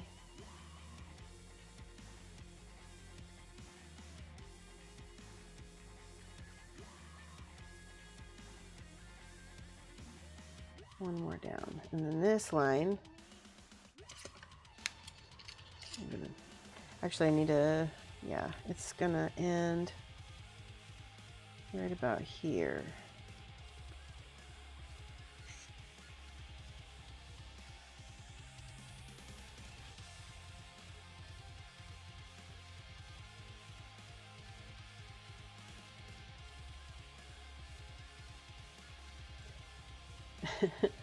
Oh, see, that was too close.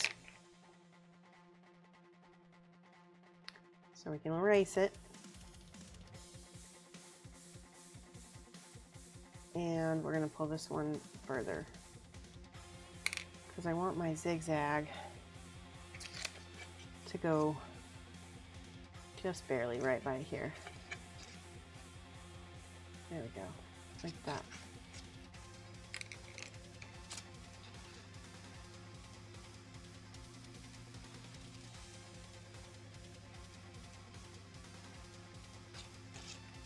And then I can fix this line.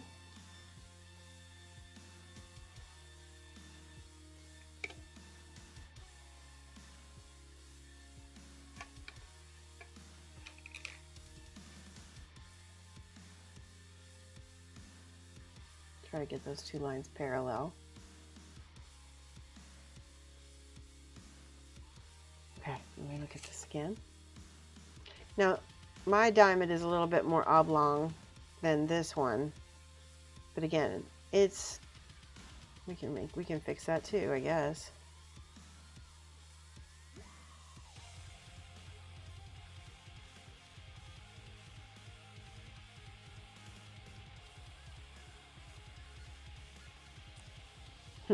I think I like it like taller. It's just going to work out better for my design.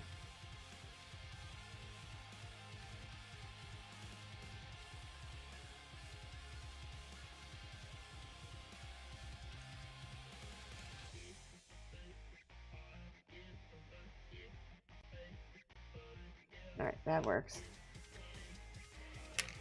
Now let's look at this one more time, and then let's just go straight.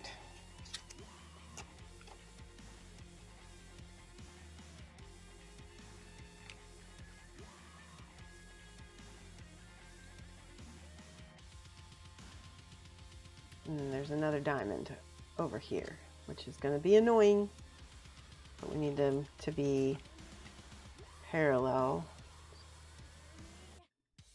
which again, I can use my straight edge.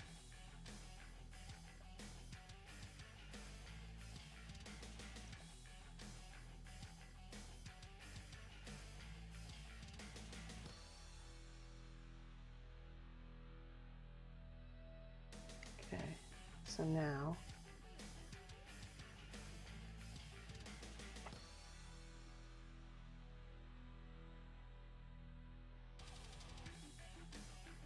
this is a whole like problem solving game, huh?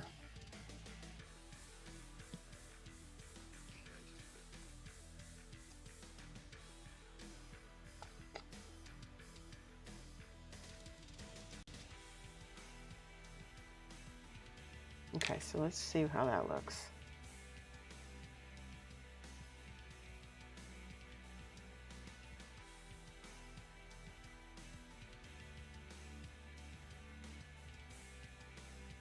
And then we got to make this little bitty.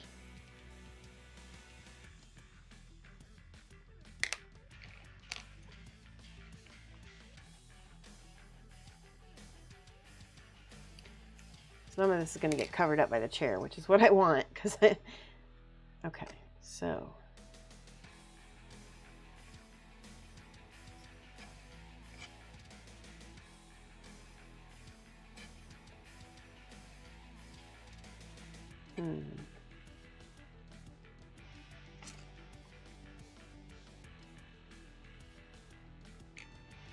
all right, at this point, because a lot of this is going to get covered up by the chair, let me see.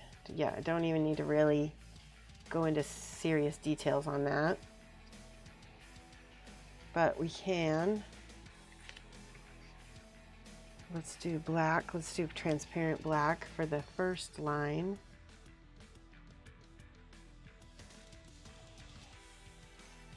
Let me know if you can see this. I don't know if it's, there we go.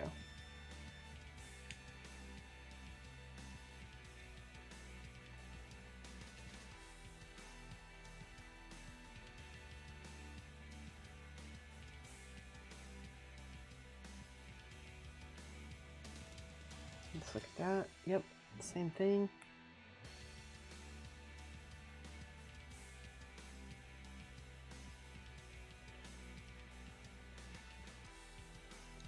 You just got to be a little bit careful. The white might, if it's underneath the acrylic paint, could reactivate.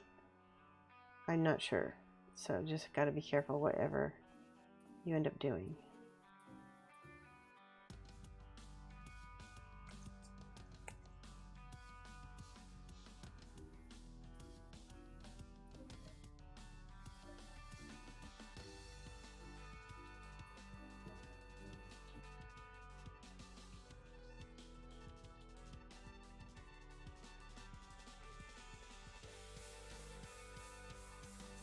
I'm just covering up the white now.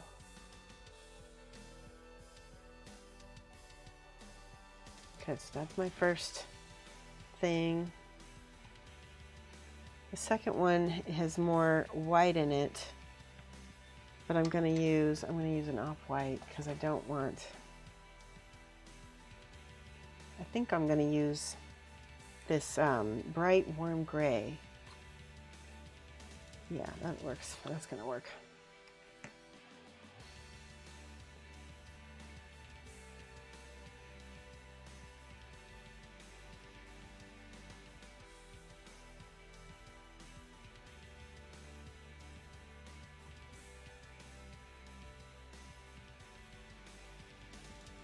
There's going to be so much little ticky freehand detailing.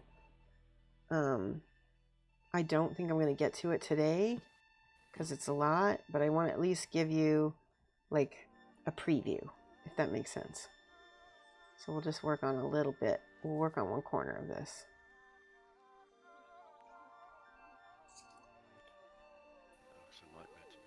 Oh, yeah. I mean, I haven't done this kind of work in a long time, so yeah, I mean, take your time, realize that paint can be painted over, and realize that I'm like a degreed professional and I have a background in painting.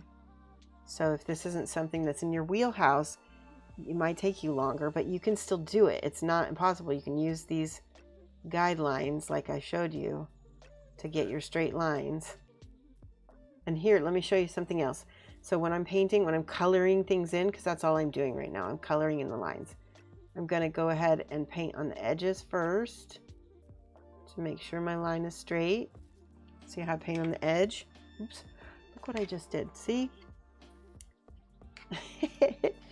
Everything is fixable. Just remember that. Okay, so then I'm going to paint on the edge of this line as well.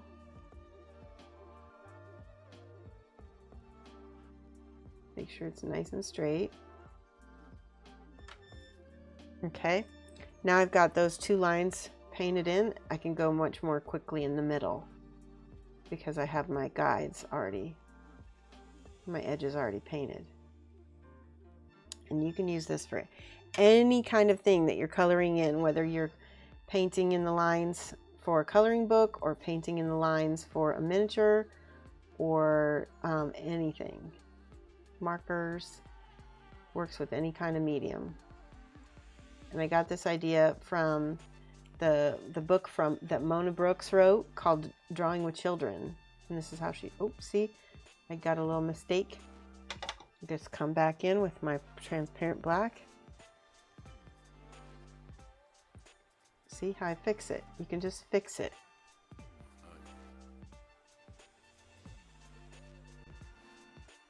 Okay. So next, we've got black all around the shapes.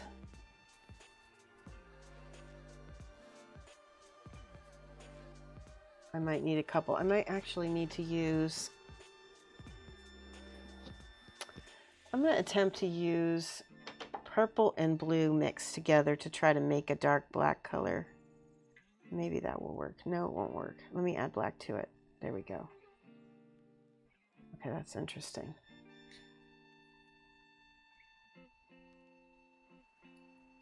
It's very purple, so I'm going to end up using the black actually. Yeah. So when I paint on the edges, I'm going to paint the edge first.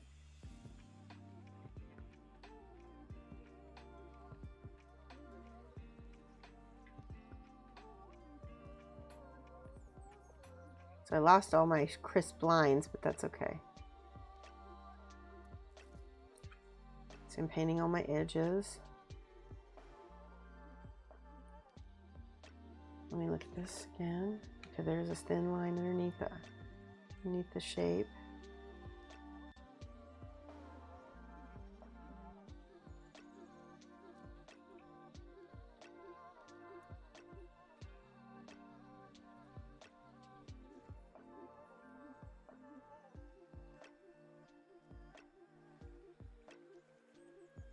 So see how I've got all my lines painted in right here, so then I can go quickly in the middle. Let's get the edges on here.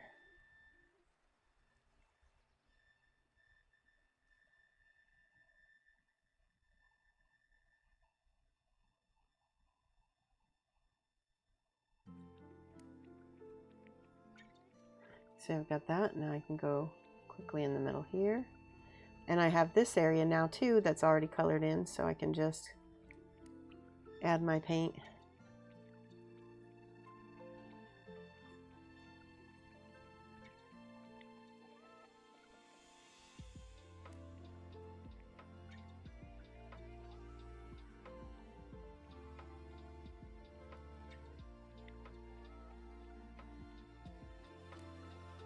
Just like this.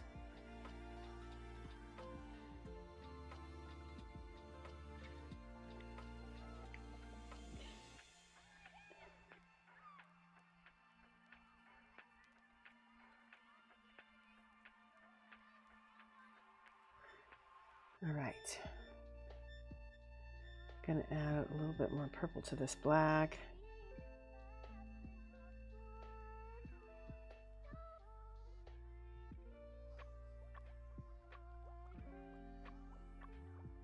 See, I'm painting over my white lines too, so they're just disappearing. Okay. It's still messy. It's okay. Things are gonna get more and more crisp as we go. And also, we don't want this to be super in focus, so that's all right as well. All right, so now the inside of the shape is this dark red color.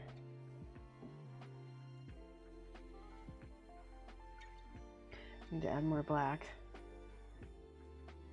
So,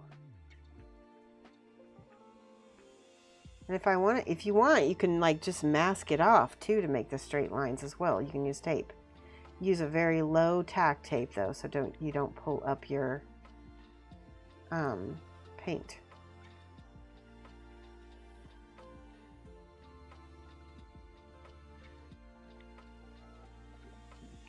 So there's one shape.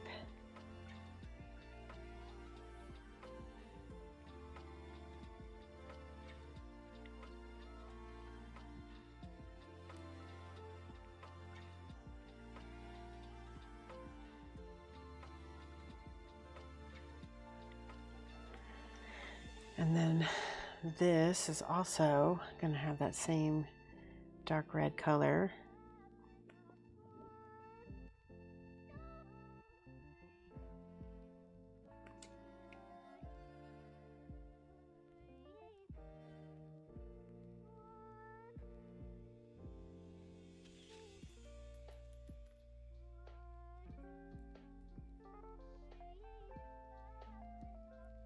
Painting my edges first.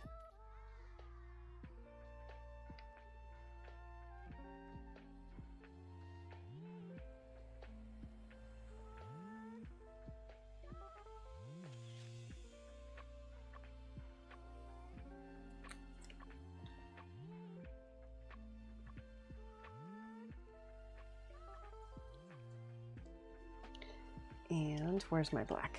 There it is. Red.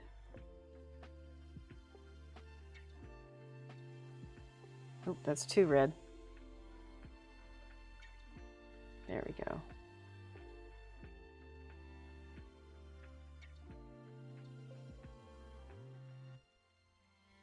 So what do you think, Bat? Tell me what's going through your mind. It's really good. Good. I'm kind of daunted by taking something like that on. Yeah. I mean, this is something that you can completely practice on a piece of plastic card as well. You know. Oh yeah. Then when you get a little bit more confidence, then you can go to painting it straight onto a base.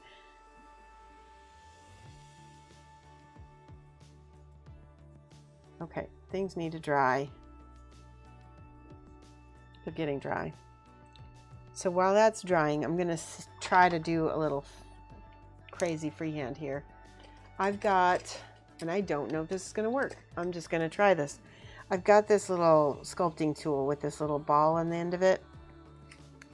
And I am just going to try to replicate these little dots because I think if I were to do it with the brush, I would goof it up. So let's use this and see if we can practice. Oh yeah, that's going to work great, I think. We're just going to have to take care of how much paint we use. Okay. So I'm just going to start making my little dots, and then it looks like every 3 dots I can pick it back up and get more paint.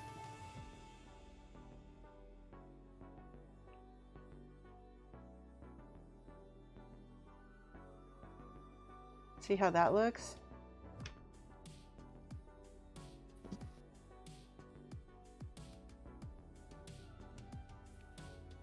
Anybody can make dots.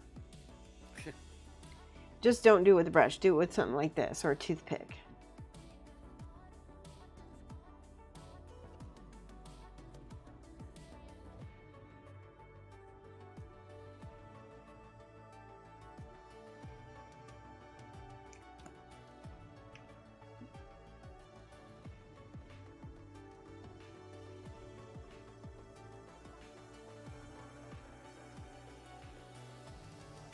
Don't forget, we could glaze back over this to blend it into the floor a little bit so that it's not glaringly white like it is.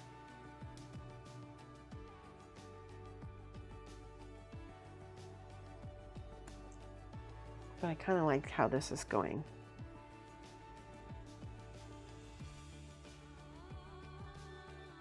Okay, I'm going to turn it.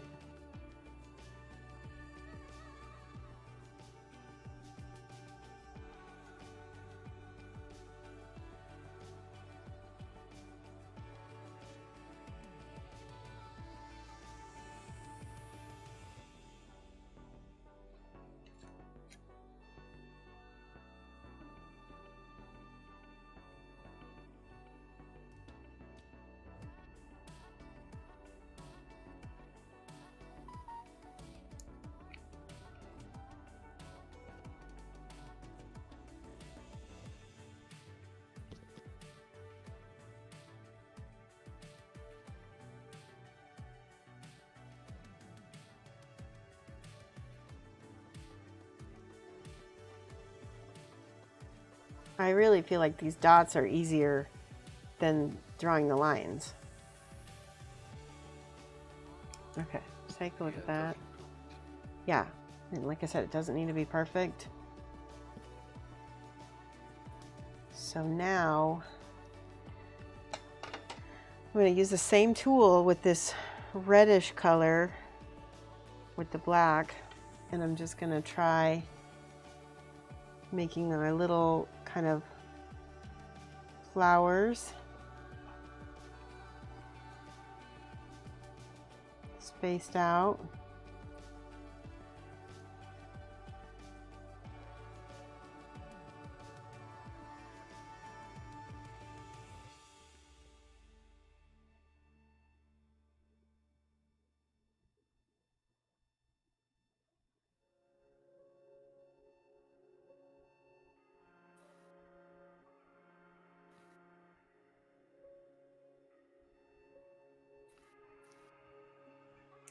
So you can kind of, they're very faint, so that's good. I want them that way.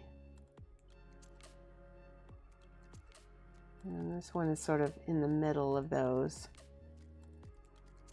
kind of alternating.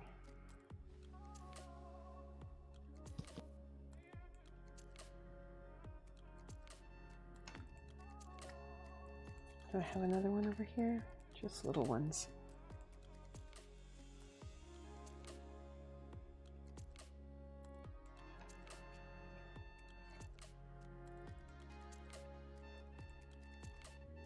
Okay, now the white again.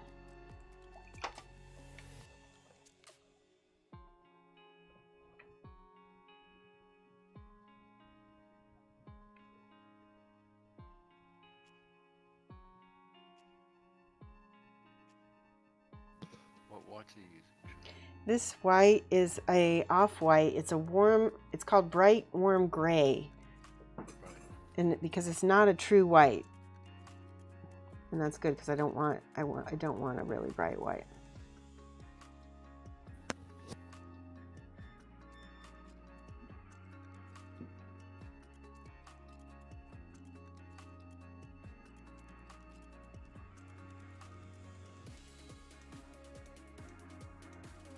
And then over here, there's not as much detail. Just little dots. Just information is what some of the Spanish painters say. They said you just want information.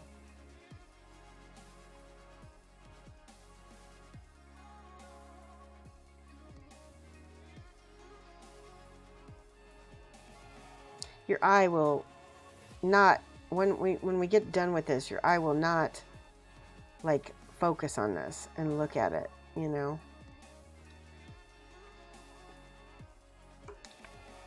Okay, something else I'm noticing here. I don't know if this can work.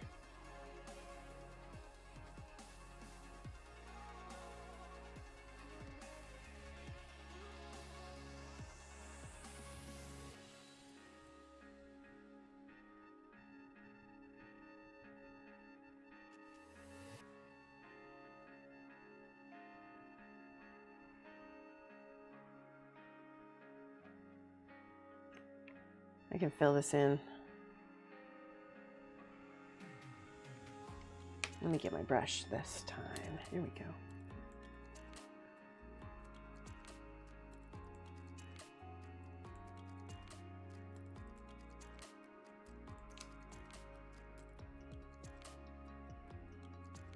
I'm gonna have to come back in with my red and clean up what I don't want.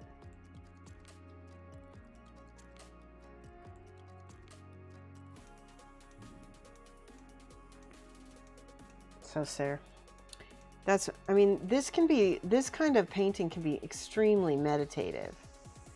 And some people really enjoy, you know, the process of this. So don't discount it. It can be really soothing to do this sort of painting.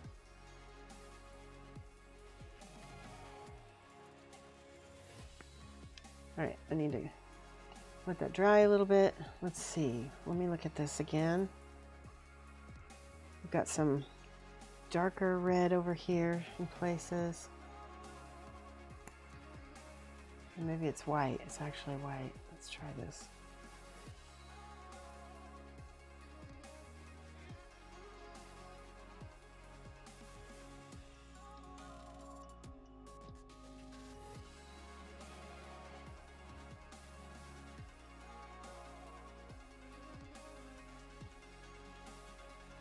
Yeah, it's starting to look more rug-like, the more little junk and little squiggles and stuff I put in here. Let's do the black. So there's a sort of like a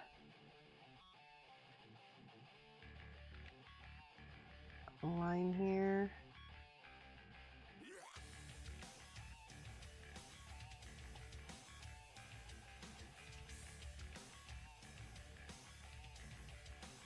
See how that's starting to look?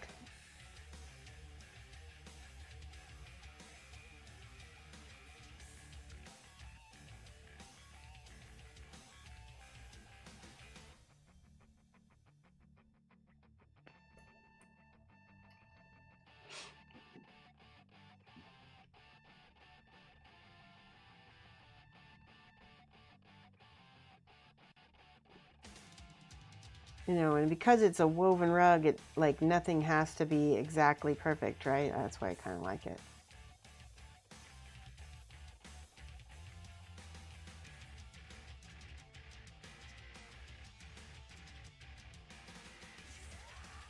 And there's little black dots on each sides of those.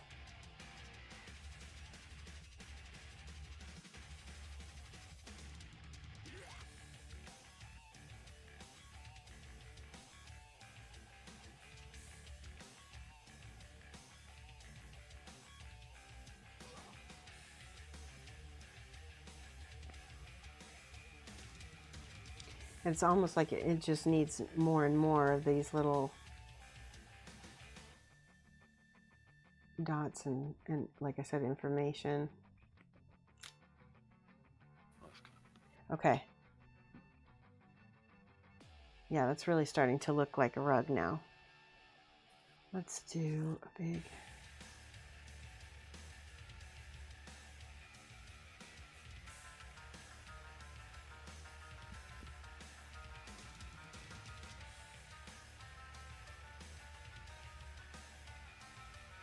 And I recommend having a cool song that you like this, or something with a strong beat to kind of help you get into this rhythm. And there's another zigzag in here.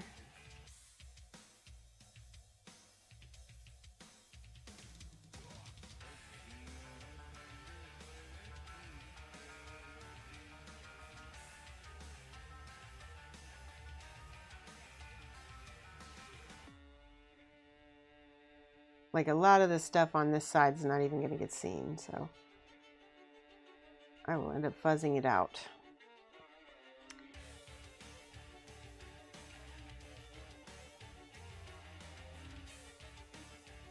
All right, so there's that. Let's do more of the little doodads, flowers.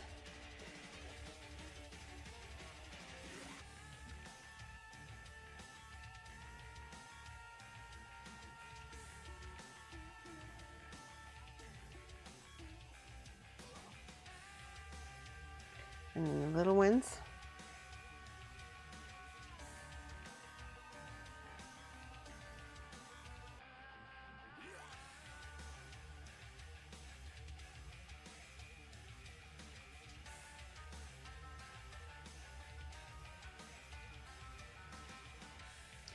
So I'm going to pull back and look at how that's already looking rug-like.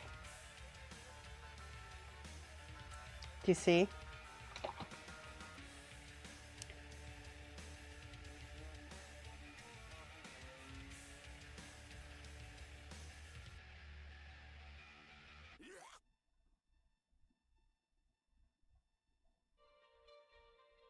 Let me know when you can see it, Bat. I will. Okay. There you go. See it? Yeah. Yeah, it is looking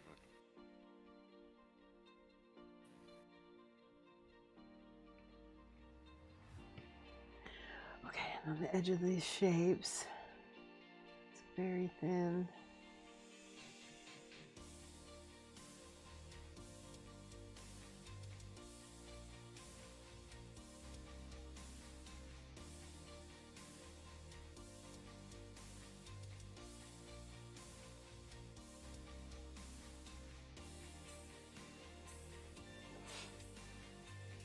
I'm noticing I need little red information here. Like the more, it seems like the more I fill up the rug with patterns, the more rug-like it looks.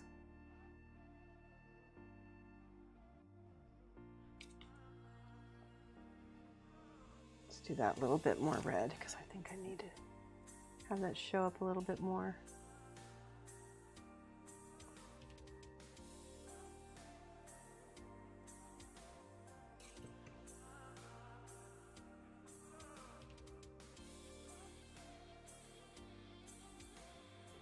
It's like it's very like almost like impressionism. You just want the impression of a rug. Yeah, that's looking good. Okay, now what?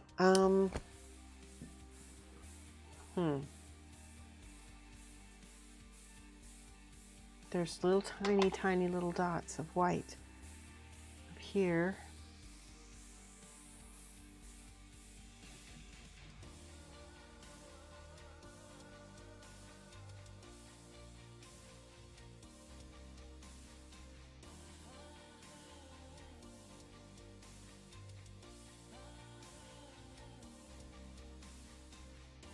I feel like people are going to be going to sleep. So if you need to fast forward, this is the time.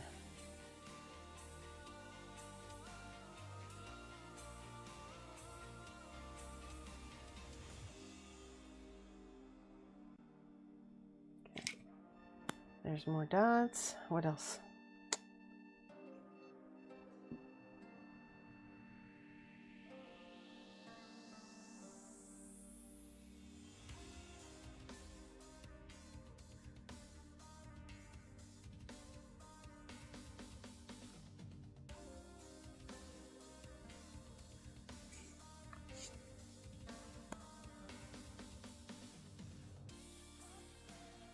See what you mean by the impression. Especially when I did that red there, yeah.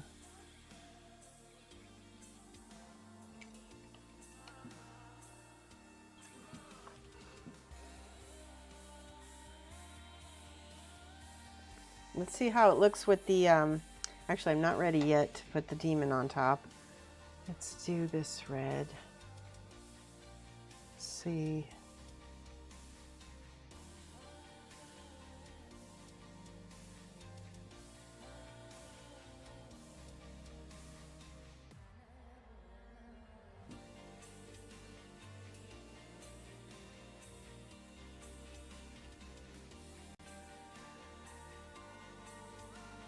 It's funny because the actual printout is sort of pixelated, and I'm trying to give it a look so that it doesn't look pixelated on my piece.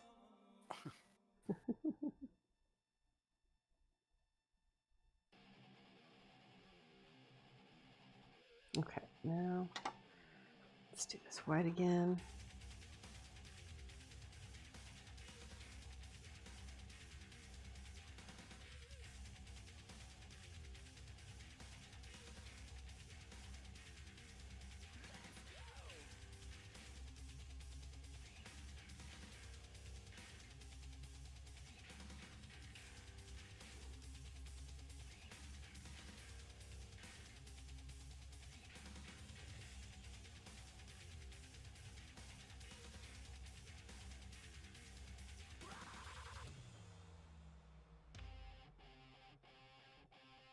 I'm doing my best to paint geometric shapes free-handed. That's very tricky.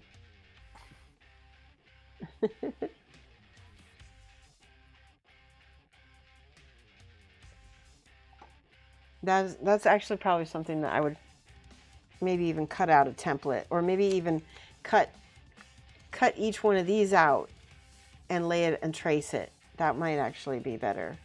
And I can always do that. I can cut out each of the pieces. But let's put the demon on and see how he looks. I want to do a little bit more.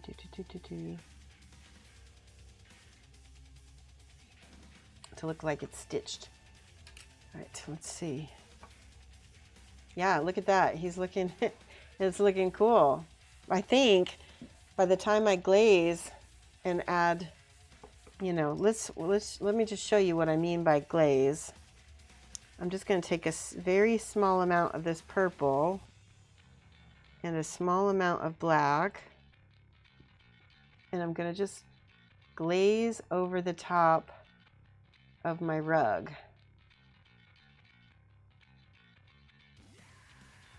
So that all that white is no longer white. Wow. See how that sets it into there? And I'm going to use a little brown back here too.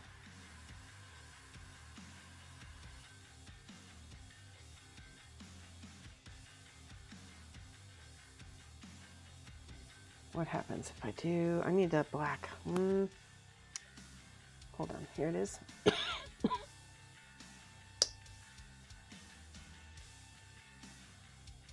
It is about 4 o'clock.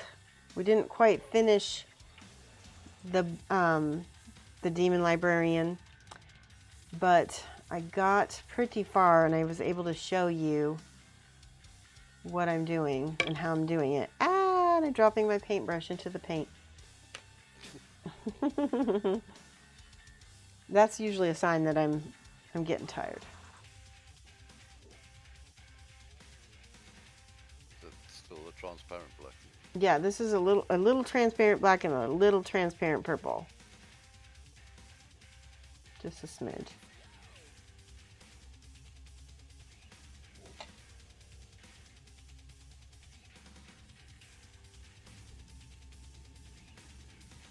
Just coming in over that rug.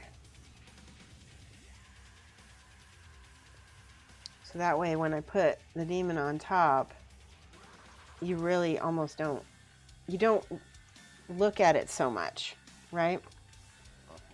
So I'm going to add some more black back here and a little bit of purple again. I really want to fuzz this out,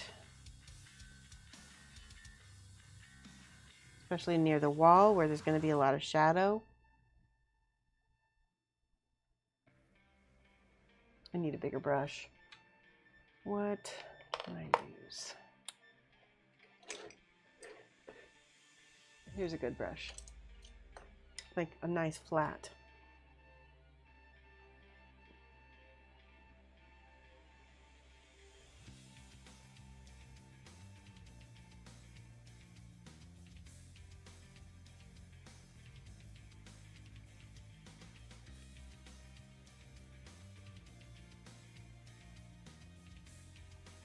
See? And then when I put the demon on top, well, I think I want some of that. So you can decide, you know, where you can pick some of that up so it's not quite so dark.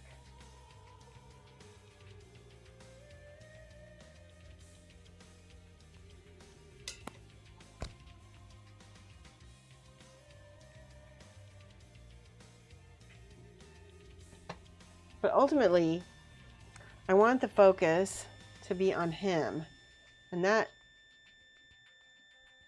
not the rug. The rug is just an incidental so that there's just nothing, you know, boring on the floor. So I'm gonna do one more thing.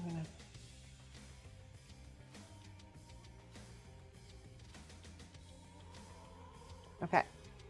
I think this is a good place to stop so you can get an idea. And I'm gonna paint the books on my own, but you know, they're not too hard. I'll be able to show you pictures. I'll post pictures of me painting the books. That's how I'm gonna do his base, and I think I will definitely be much more precise and careful. I'm gonna go back in and do a lot more detailing on the rug, but that's basically how he's gonna look. All right, I'm gonna go ahead and amazing. Yeah, thank you. Let's do Especially this. that rug underneath. As you say, it's the impression of a rug, but it actually makes it. I actually think it looks better than the Yes, paper. it does, because it's in my hand, right? It's in my own free hand. The part I'm happiest about is this background. I think it looks gorgeous. So, hold on one second. Let's see. All right, so I'm going to say goodbye to everybody. And thank you so much for tuning in if you did. And again, like and subscribe and hit the bell button so if you can get regular notifications of when I'm actually live. All right. Thanks so much.